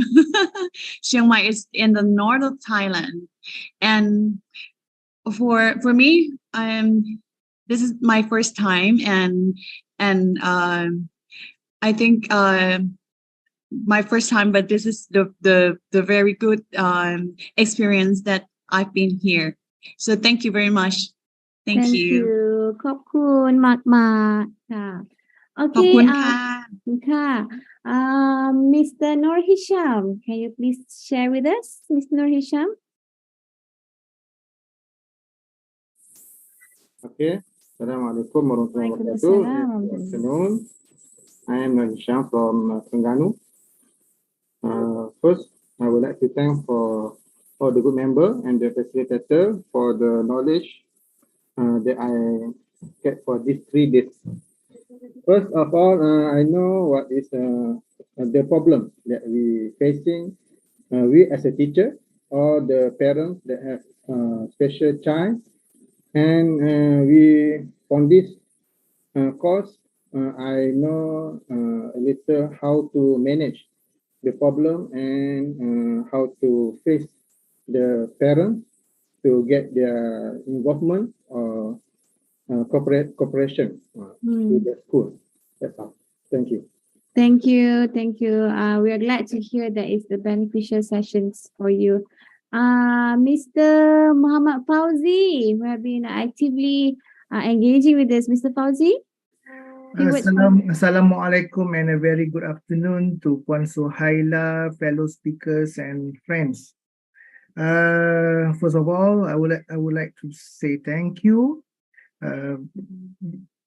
because we was given this opportunity to join this webinar, and then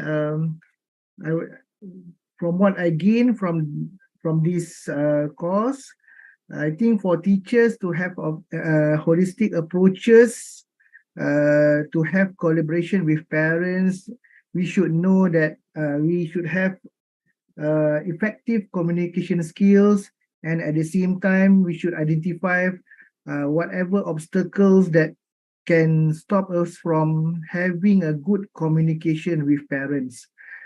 If we can cater this, we can help our students well. I think that's all. Thank you. Thank you so much, Mr. Fauzi. Well said. Okay, from Philippines, Miss Kayake Arlene.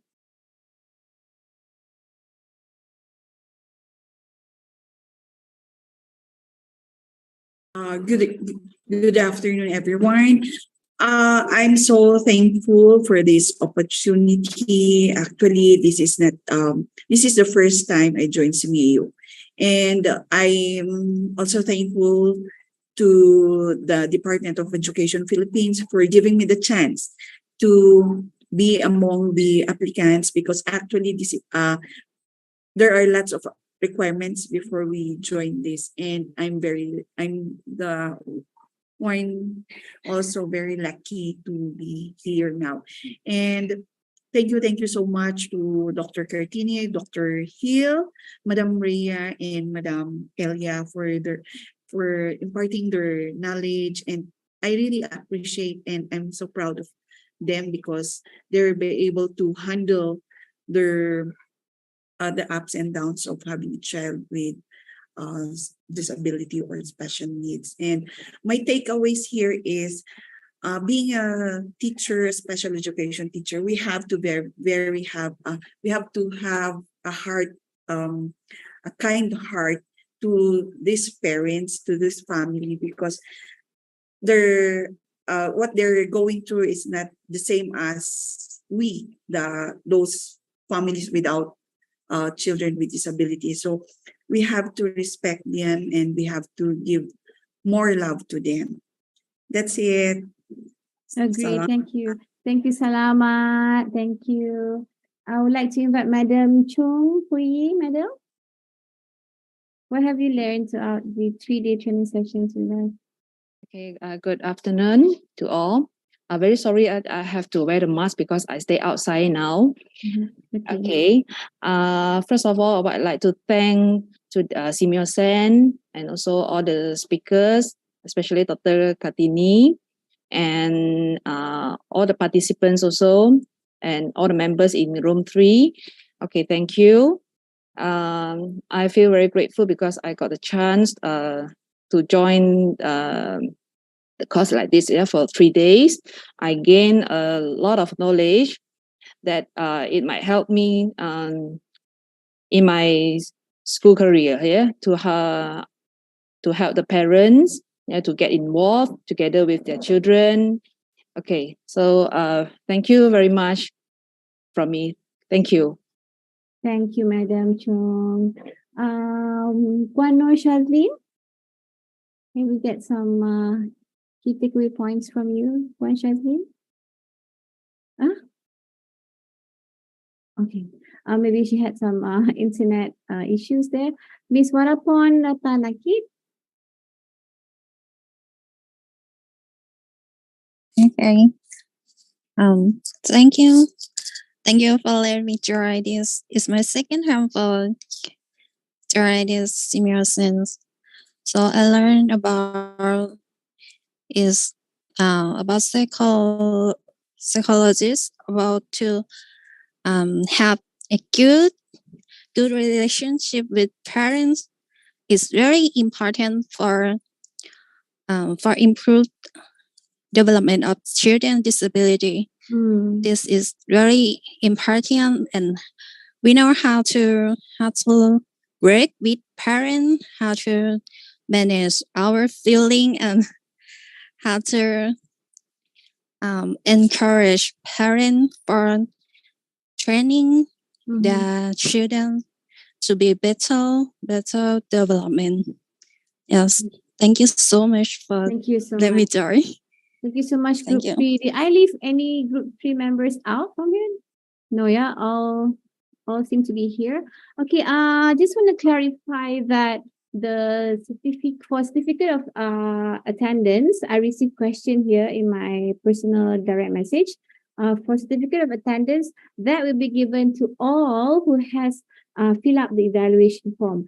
This certificate for the top 5 group is only to motivate all of you to engage and to participate with one another. I hope all of you will keep in touch, exchange emails and exchange contact details, and come again because we'll be having another session on this coming Saturday. In fact, we have one tonight. If you can join us tonight, we have another session tonight with Dr. Marilyn all the way from Washington, D.C., which starts at 8:30 p.m. Malaysia time.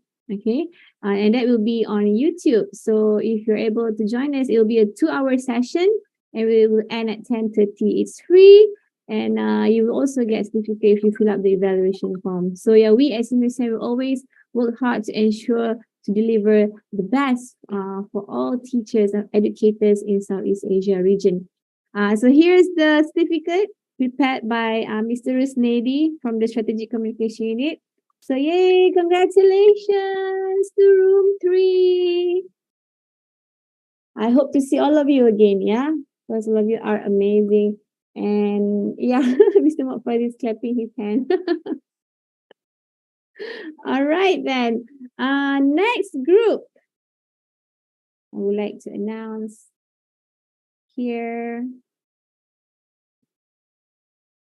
as chosen by the team.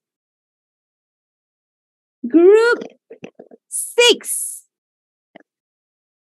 Group 6. Yay, group 6 members. Where are you? Can you please raise your hand and turn on your camera? Okay. Congratulations and celebration. Wait, who else? Who else?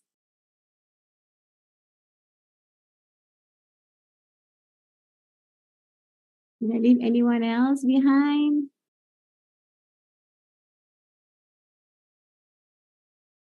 Okay. All right. Okay. Looks like we have all of you so far. So, wow. Smile. All right. So, can we please listen from you? Okay. What are your key takeaway points from day 1 to day 3? Because I think it's very important for us to really to ensure that all of you really benefit from the session. So, can we start with Lizette?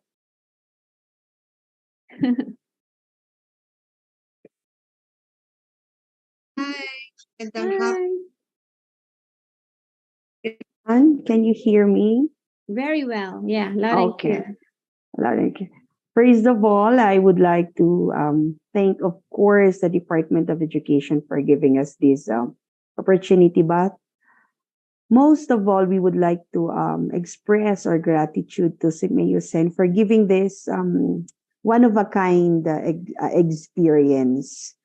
Also, I would like also to extend my appreciation to my group mates. Group 6, yay!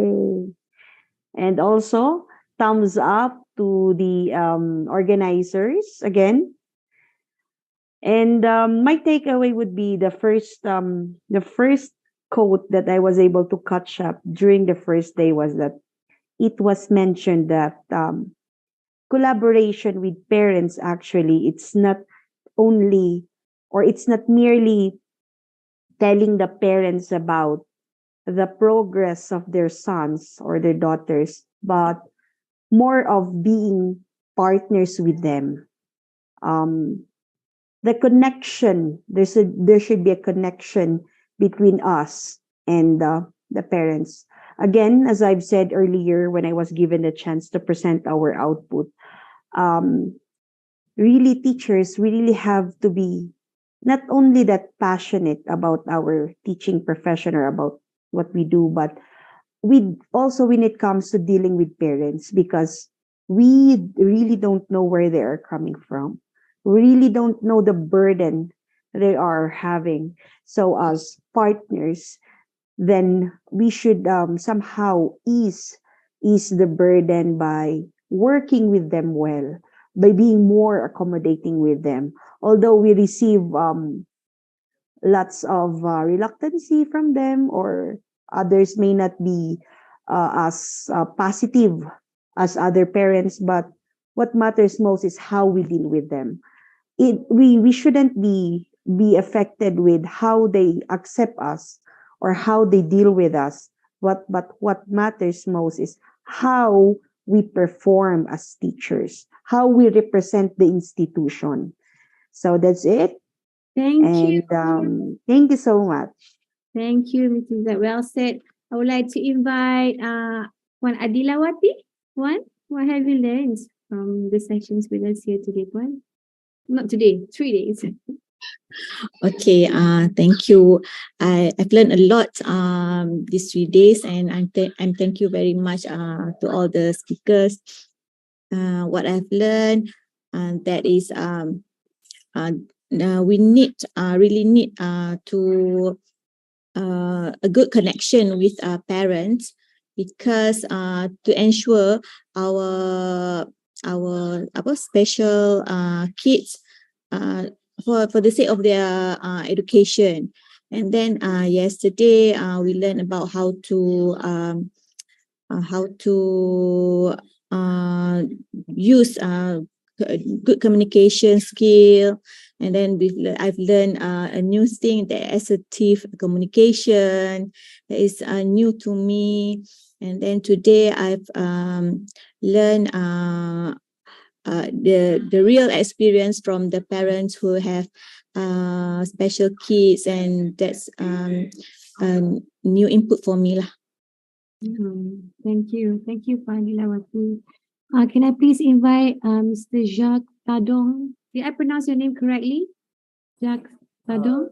Yes. Okay. Good afternoon. Good afternoon, sir. Okay. First of all, I would like to thank the organizer, the SEAMEO SEN, and then the speaker. And for a few days, I have learned a lot from you all, from my group member. I have gained more knowledge and information. There's a best approach on collaborative between the parent and teachers. So I've also learned about the role, the client roles and the helper roles. And it is important to have spreading the awareness for the parents, so that they would try to help us teacher. It's not in their home only, and at school also. And for the group activity, I think it is so much fun collaborating with other teachers from other country, from Thailand, Philippines, and colleague from West Malaysia also. And once again, thank you. And I hope we can meet again after this. So that's all. Good afternoon.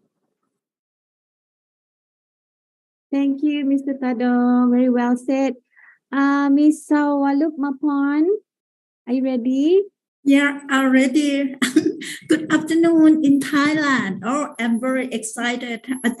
ค่ะสวัสดีค่ะ everyone. I think it's the second term, because the last course I have attended. I think it's the very good for me, because I am not good at English, but I try to practice, this course. Yeah, this course is the very, very good for me, because my friend is the member of my friend, for example, Indonesia, Malaysia is the very good, because when I comment, when I discuss, everyone helped me, and everyone I think, I'm shy, but okay, I try to practice in English. I have learned about how to collaborations with parents, because my students, some parents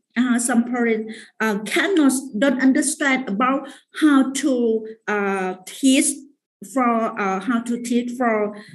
their his student, his son, his son, because the son is autistic, and thank you so much for listening to me. And I'm very excited. Okay, when I come back to my school, the first thing I give everything to this course for train parents, and I will report Sakura and contact together again. Thank you so much.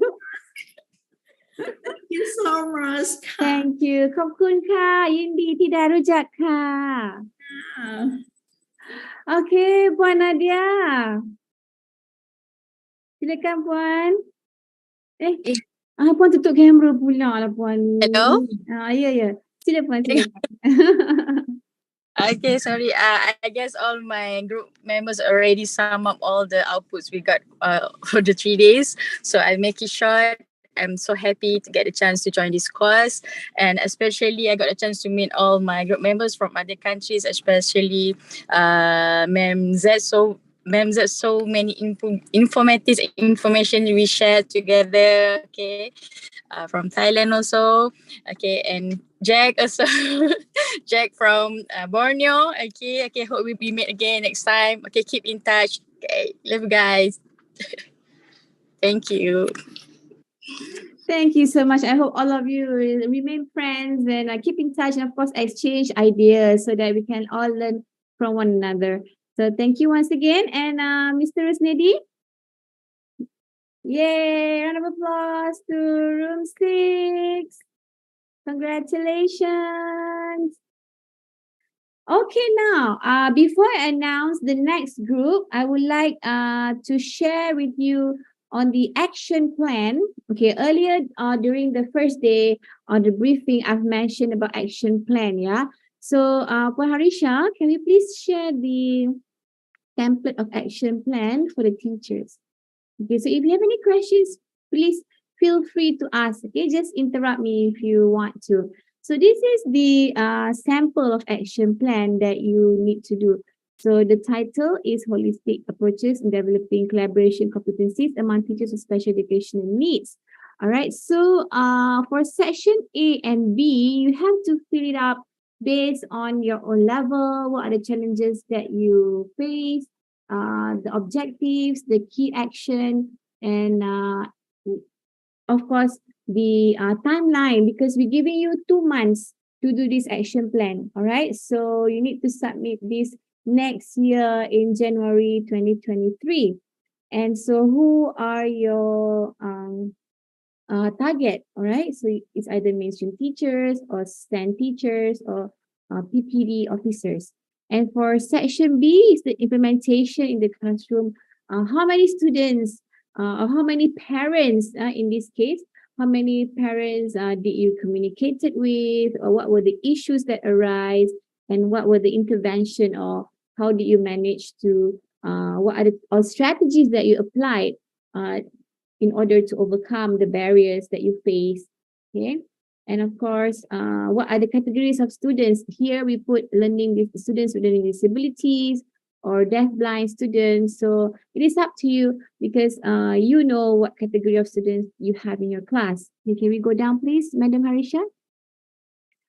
Okay, here will be your details. Okay, professional learning community, PLC for who are you teaching this for? The dates, when did you apply this lesson plan, and who are the participants, where, and of course photos. The more photos that you provide, the better. It's not limited to just one. All right, you can share more photos of that implementation in classroom. And of course, you would like to hear the reflection. What are your takes? What are the challenges that you face? And how do you overcome the challenges during the implementation? And number 2 is the implementation in classroom. Again, all right, you have to put there probably while you're talking to the parents or while you have the interaction. Okay, you ask someone to take photos of you. And if there's an issue of privacy, please do cover the face of the parents, yeah, or face of the students. You don't have to reveal their face. As long as we can see that there are some interactions ongoing, then that will be good enough. Okay, for number 3, Harisha. All right, that's it for this page, yeah. Okay, any question so far?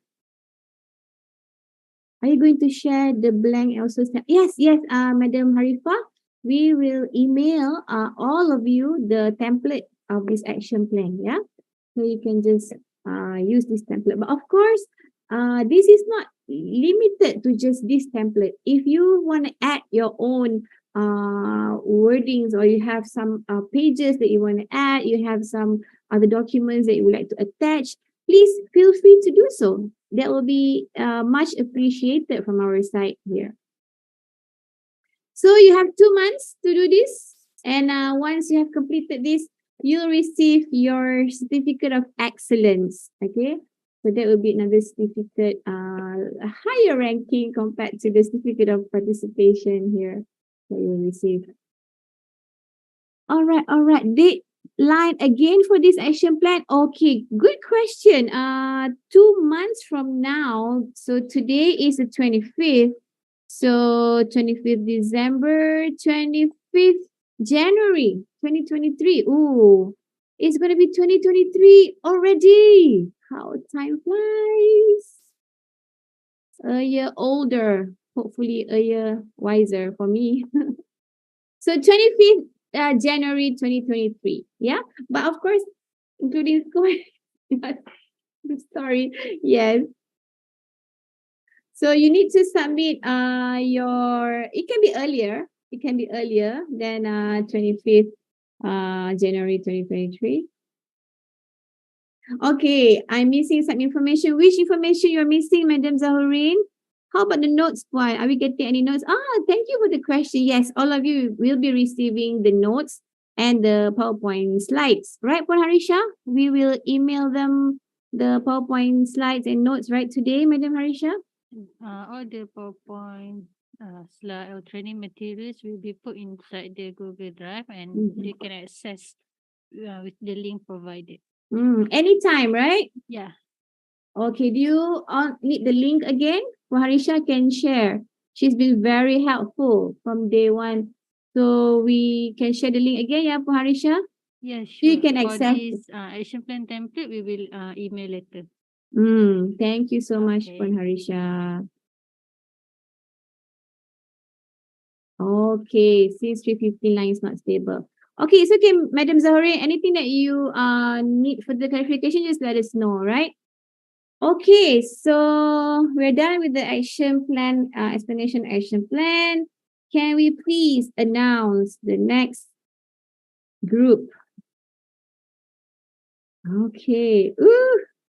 All right, I got here group. But the drum roll, there's no drum roll. Group 10. Group 10. Raise your hand. Put your hands up in the air. And turn on your camera so we can. All right, Madam Catherine. Congratulations. Hold on. You're driving somewhere, madam? You're muted. Yes. I'm headed somewhere, but I'm not driving. Okay. All right. Good to know.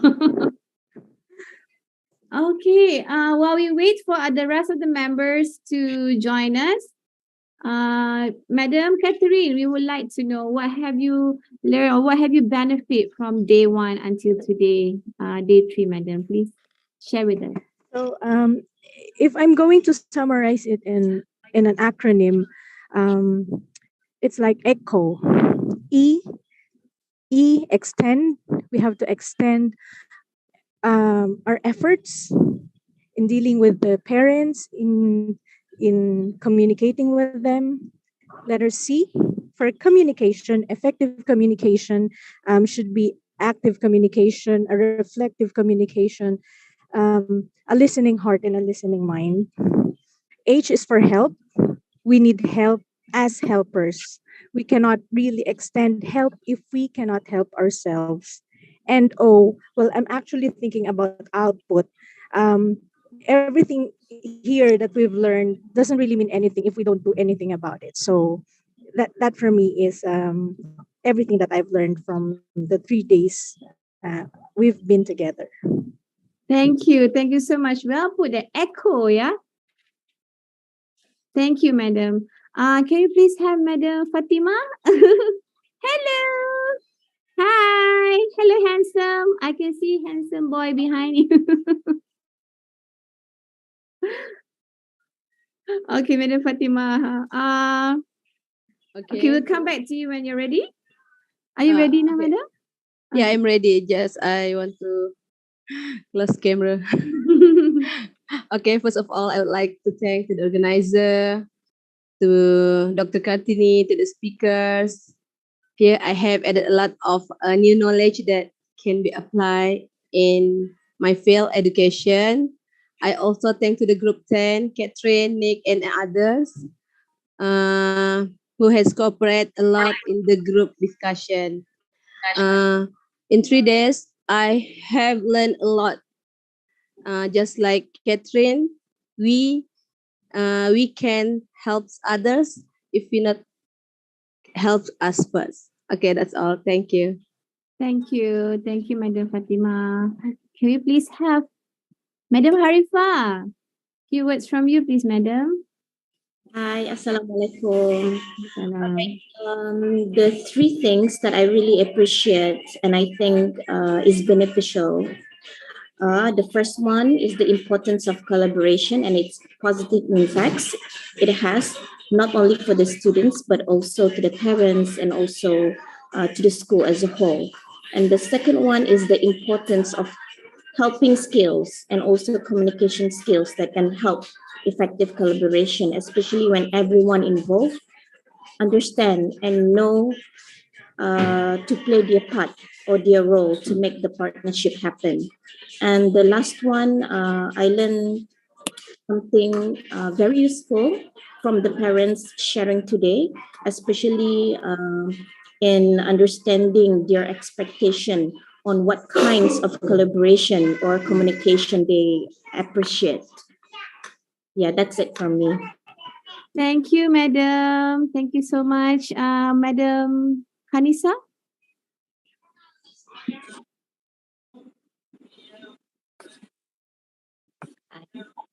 Madam Hanisa, yeah. Sorry, because I don't have I don't see the camera. It's okay, Madam. Yeah. Okay.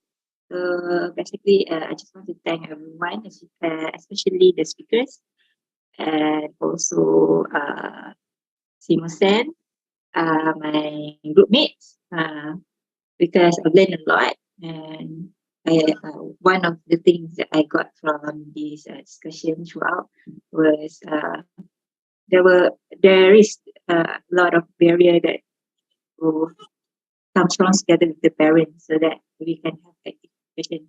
With that, I see other perspective, meaning that not just from the teachers' POV or whatever, it's also from the parents' point of view. So I've learned a lot. So I think I wish that I think I will do something, you know, better for my kids at school. Yeah, thank you so much. Thank you. Thank you, Madam Hanisa. Congratulations to Group 10. I would like to also, because Miss Catherine mentioned about ECHO, if I can summarize all of you participants in ECHO, I would like to say E is for excellent, and C is for creative, and H is for hearts, because all of you have such beautiful hearts, you know. And O is for outstanding, because all of you are simply amazing and outstanding. So congratulations to Group 10, Mr. Rusnedi. Are you ready to showcase your... Yay, Group 10. Okay, congratulations. Okay, we have 2 more groups to go. Right.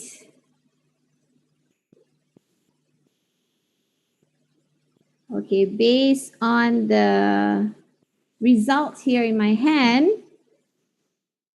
it goes to room 5. Congratulations, room 5. Where are the members at? Okay. Woohoo! Congratulations. Let's do our dance. Congratulations. and celebration. Okay, who else? Who else? All right. Where are the members? Oh, teacher Farhani, you're out. Are you okay? Yes, I'm out training the student for latihan sukan. Oh, multitasking. MashaAllah. Okay. Any more members joining us? Okay, please go ahead, Madam Ria. Hello, good afternoon to everybody. We were just very overwhelmed that we were part of those who had the best presentation. Well, these 3 days was indeed very overwhelming for us. And like I mentioned yesterday, information and knowledge gained from this training is meant to be shared and imparted to our colleagues as well as to our parents.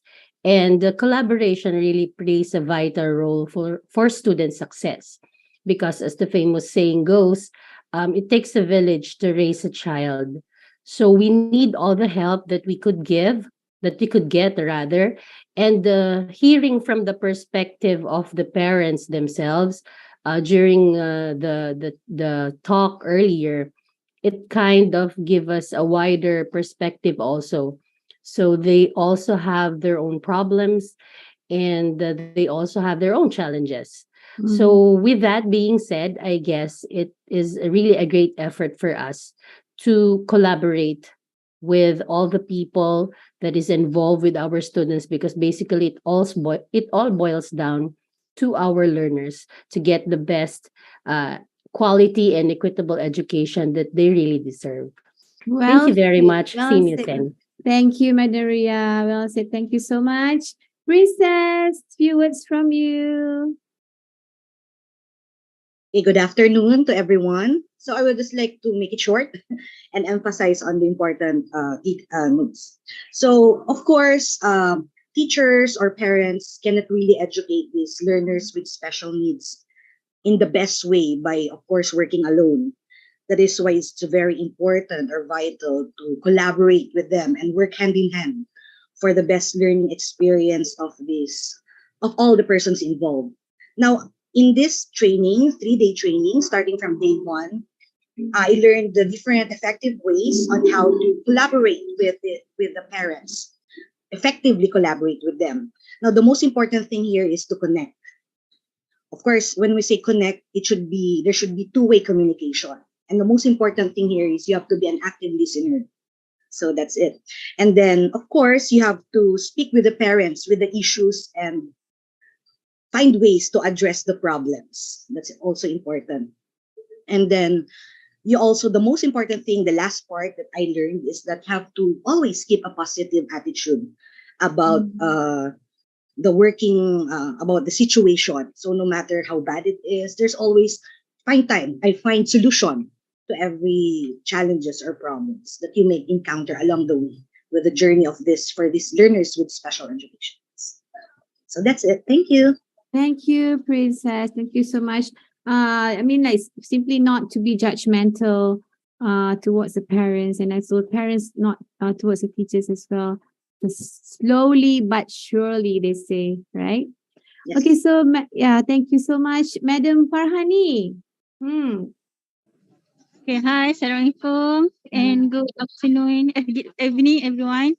Okay, so for me, firstly, I want to thank to all of SEAMEO SEN participants, and also the speakers and facilitators, because I did learn a lot about parent-teacher collaboration.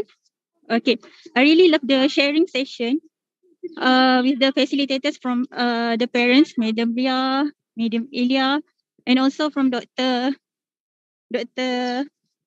Yao. Who, okay. And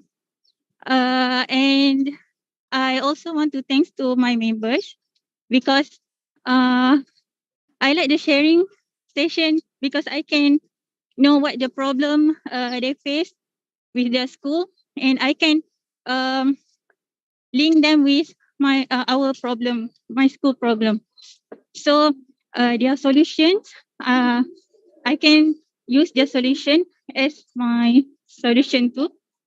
And I really did learn a lot from the Dr. Kartini's sharing. Okay, which I know that every teacher um will make will focus on the students first without thinking their problem. So the teacher's emotion should be prioritized before focusing on the student's problem. Okay, I think that's all from me. Thank you. Thank you, Madam Farhani. I think Miss Farhani, right? Yeah, Miss. Thank you. Well said, Miss Farhani. And Madam Nada Sofa. Silakan, Madam. The floor is Yeah, yours. Assalamualaikum and good evening. Okay, it's for me. It's a very grateful. I'm very grateful for this beneficial cause because, as we can see, we have. For me, we have three important components ataupun three important person in special education, special children, special needs children. We have professionals, we have teachers, and we have parents. So the experience from parents inside, from the teachers, from the professional, really giving very knowledgeable and insightful experience for me. And then throughout this course, I can say one word, connection. Okay, to build connection, or as we said, collaboration. But I like to use connection between teachers and parents, connection between teacher and children, the pupils. When we talk about the connection, so we have discussed how to build the connection, how to form the connection, okay, by through trust. The first word and I like most is trust, okay. Then how to build the trust, how to form the trust between teachers and parents through communication, how to communicate with the parent. We have discussed, we have learned assertiveness, communication, mutual communication. Okay, and then from the connection, how we want to extend the connection, how we want to consistently and preserve the connection, the way how we make the connection lasting between the parents and the teachers, that will come out the objective of connection between parents and teachers, the benefit or the benefit for the children, for the our special needs children. That's all for me. Thanks to all my group mates, Ma'am Ria, Ma'am Princess. I learned a lot from all of you. Thank you so much. Thank you. Keep in touch. Miss Farhani, dah sampai ke belum, Miss Farhani? Have you arrived at your destination? You've been walking. Mr. Jacques is saying, jauh no jalan. We're so jealous of you because you're walking there in the nature while we are here in front of the laptop. Okay, so congratulations again to group 10 right here. Yeah, hold on. Yeah, group 5. Okay, group 5. Congratulations. And here's your certificate of appreciation from us. Congratulations again, room 5. Okay, so the last top 5 group for this course But before I announce, I just want to say that every one of you have been putting so much of effort, but unfortunately we can only choose 5, and so we respect your effort. You know, like what Dr. Hill has mentioned earlier, that all of you are the heroes. All of you are the one that keep things going. You know, so if you don't get the top 5, please don't be discouraged, or please don't be mad at SEAMEO SEN. Because we know, we see your effort, we see and we acknowledge that. Okay, so I'm going to announce the last group for top 5 is group 7. Yay, group 7, where are you? Congratulations, group 7. All right, let the spotlight you. Oh, I'm reading your comment in the chat box, you guys. Really make my day. Thank you. Okay, group 7, raise your hand, please, and turn on your camera. Oh, handphone. Oh, handphone cannot on. Is it Mr. Samugam?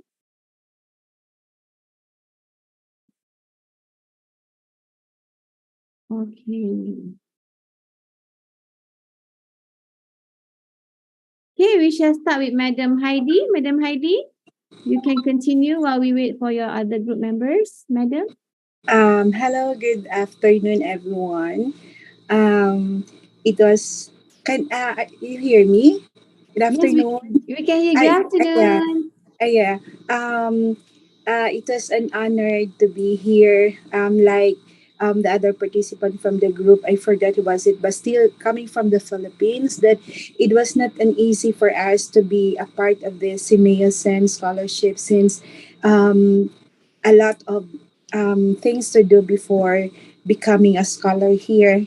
And so it was a great opportunity. And I'm so thankful and grateful for the chance and the knowledge that being that I had with me right now from the 3-day training.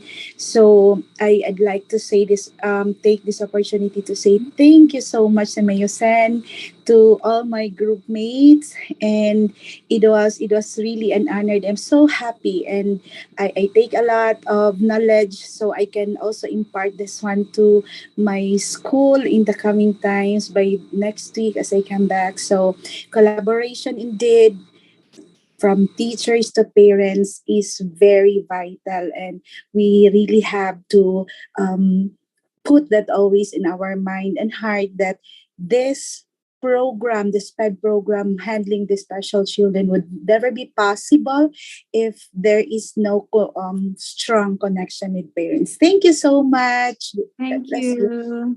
Thank you. Miss Linilu? Miss Linilu, few words from you, please. And followed by Miss Siti Shahara and Siti Aisha. And lastly, Miss Siti Nur Aisha. Okay, we need to wrap up because we need to head to our closing ceremony already. A few words from you, please, Miss Siti Nur Aisha. Can I interrupt for a while? Yeah, sure.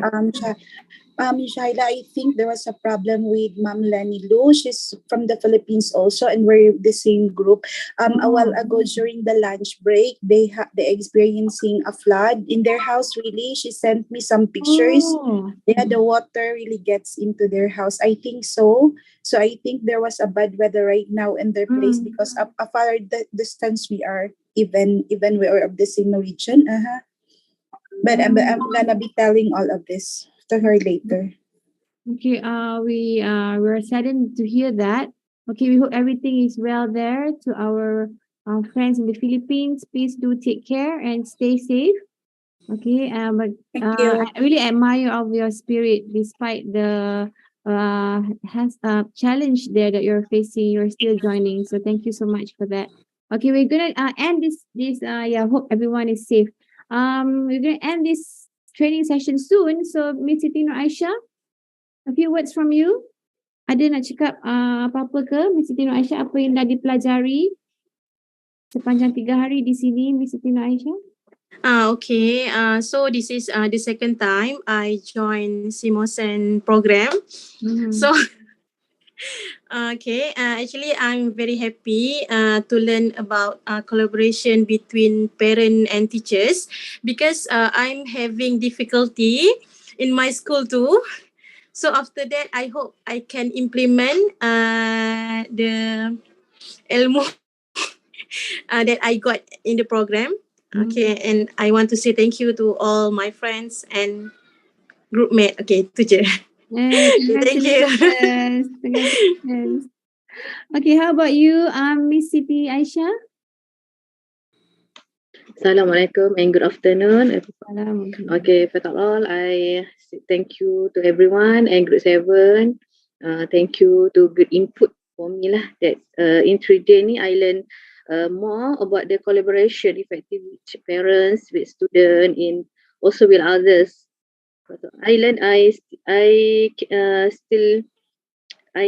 about the skill of communication effective, which how to choose a good communication types.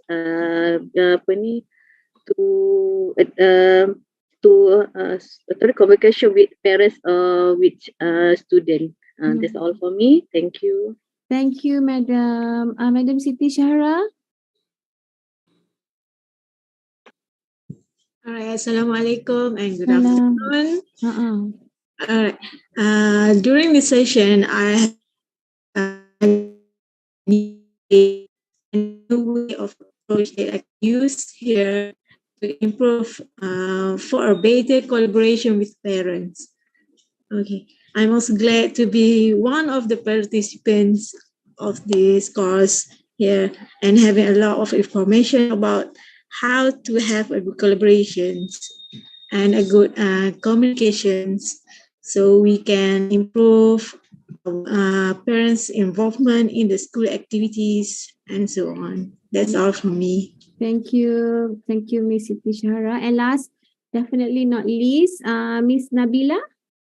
A few words from you, Miss Nabila.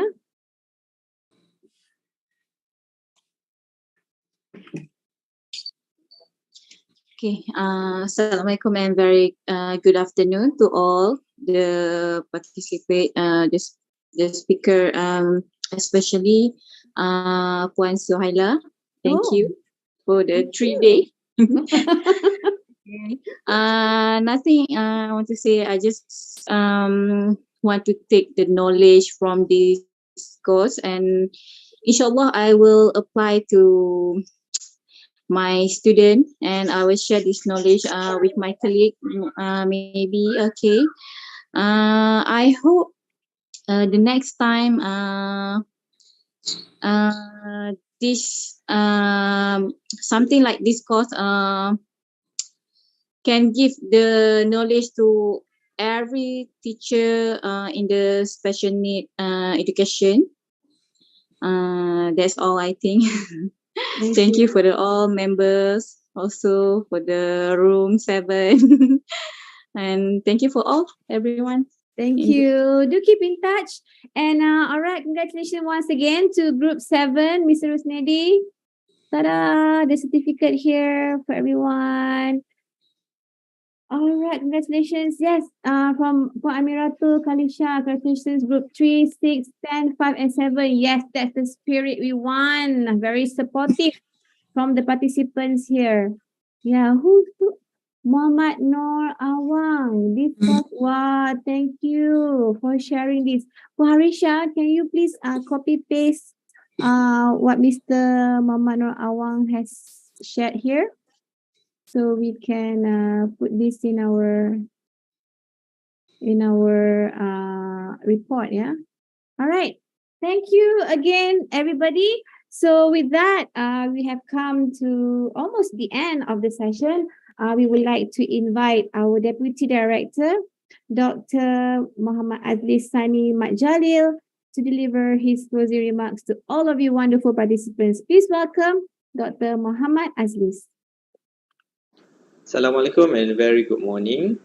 Dr. Hanani binti Harun Rashid, Director of SEAMEO SEN, our honorable speakers and facilitators, Dr. Kartini Ilyas, Senior Lecturer and Clinical Psychologist from Faculty of Health Sciences, University Technology Mara, Malaysia, and facilitators, Madam Ilya Wardani, parent of a child with special needs from Indonesia, Madam Ria Kanoy Sereno, parent of a child with special needs from Philippines, Dr. Yao Zhang Hill, parent of child with special needs from the United States of America, SEAMEO SEN Organizing Committee, and to all participants from SEAMEO member countries.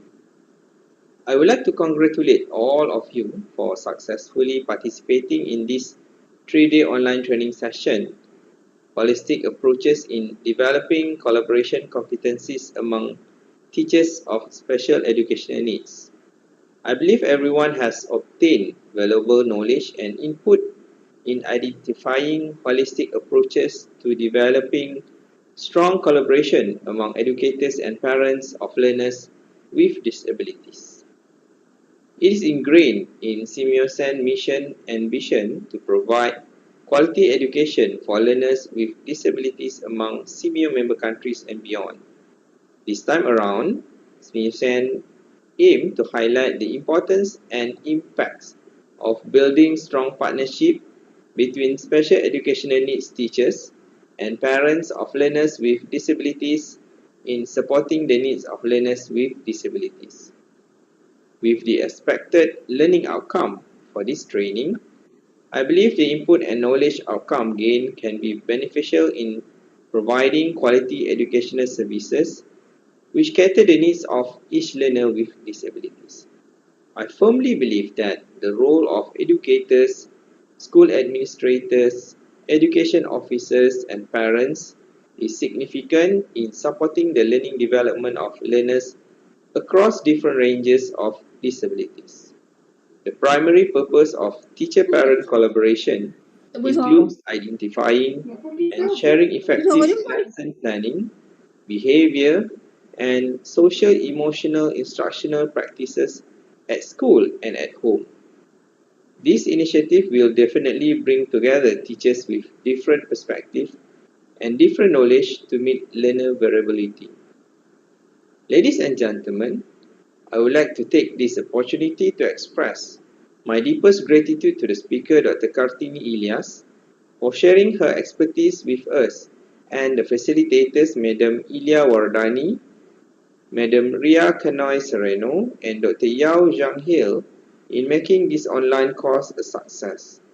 I believe the insight from the sharing session have enlightened all of you in developing competencies to build teacher-parent partnership for the benefit of learners with disabilities.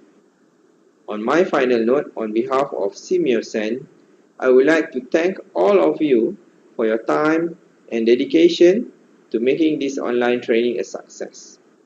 Your participation and discussion are much appreciated.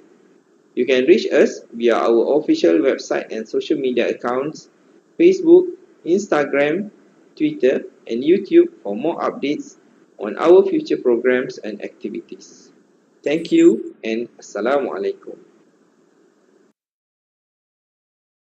Waalaikumsalam, Dr. Aziz. Dr. Aziz is currently in another country. That's why he's saying good morning to everybody here. So here are the committee members from Training and Consultation Division as well as from Strategic Communication Unit. You guys, we did it for the 3 days. Thank you so much, everyone.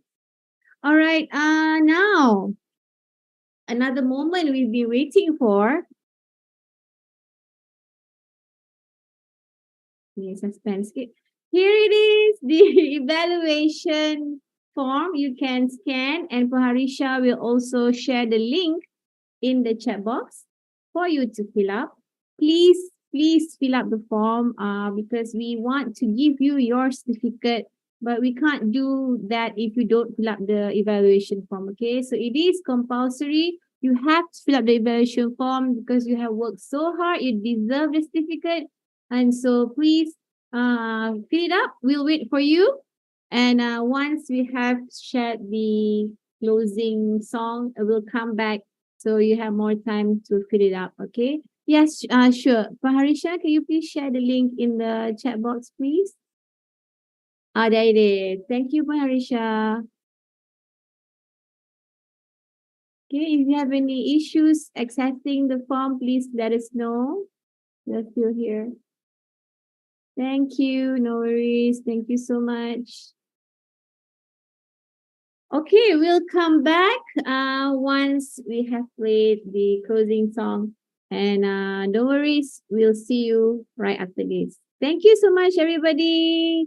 I'll see you. Salamat. Khopkun Thank you ka. so Terima much. kasih. Thank you, Madam Thank Suhaida, you.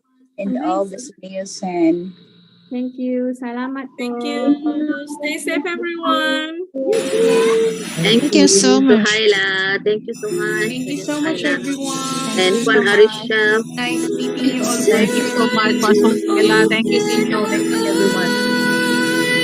To a bright and promising future, we'll rise to the call of the times and create a stronger tomorrow.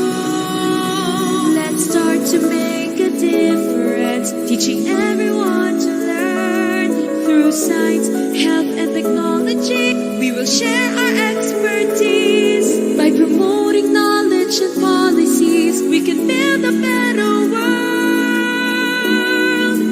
Let us take a stand for our visions alone, bringing future plans for the people to grow in a life filled with happiness and dreams. Here at SEAMEO, building the future is our legacy.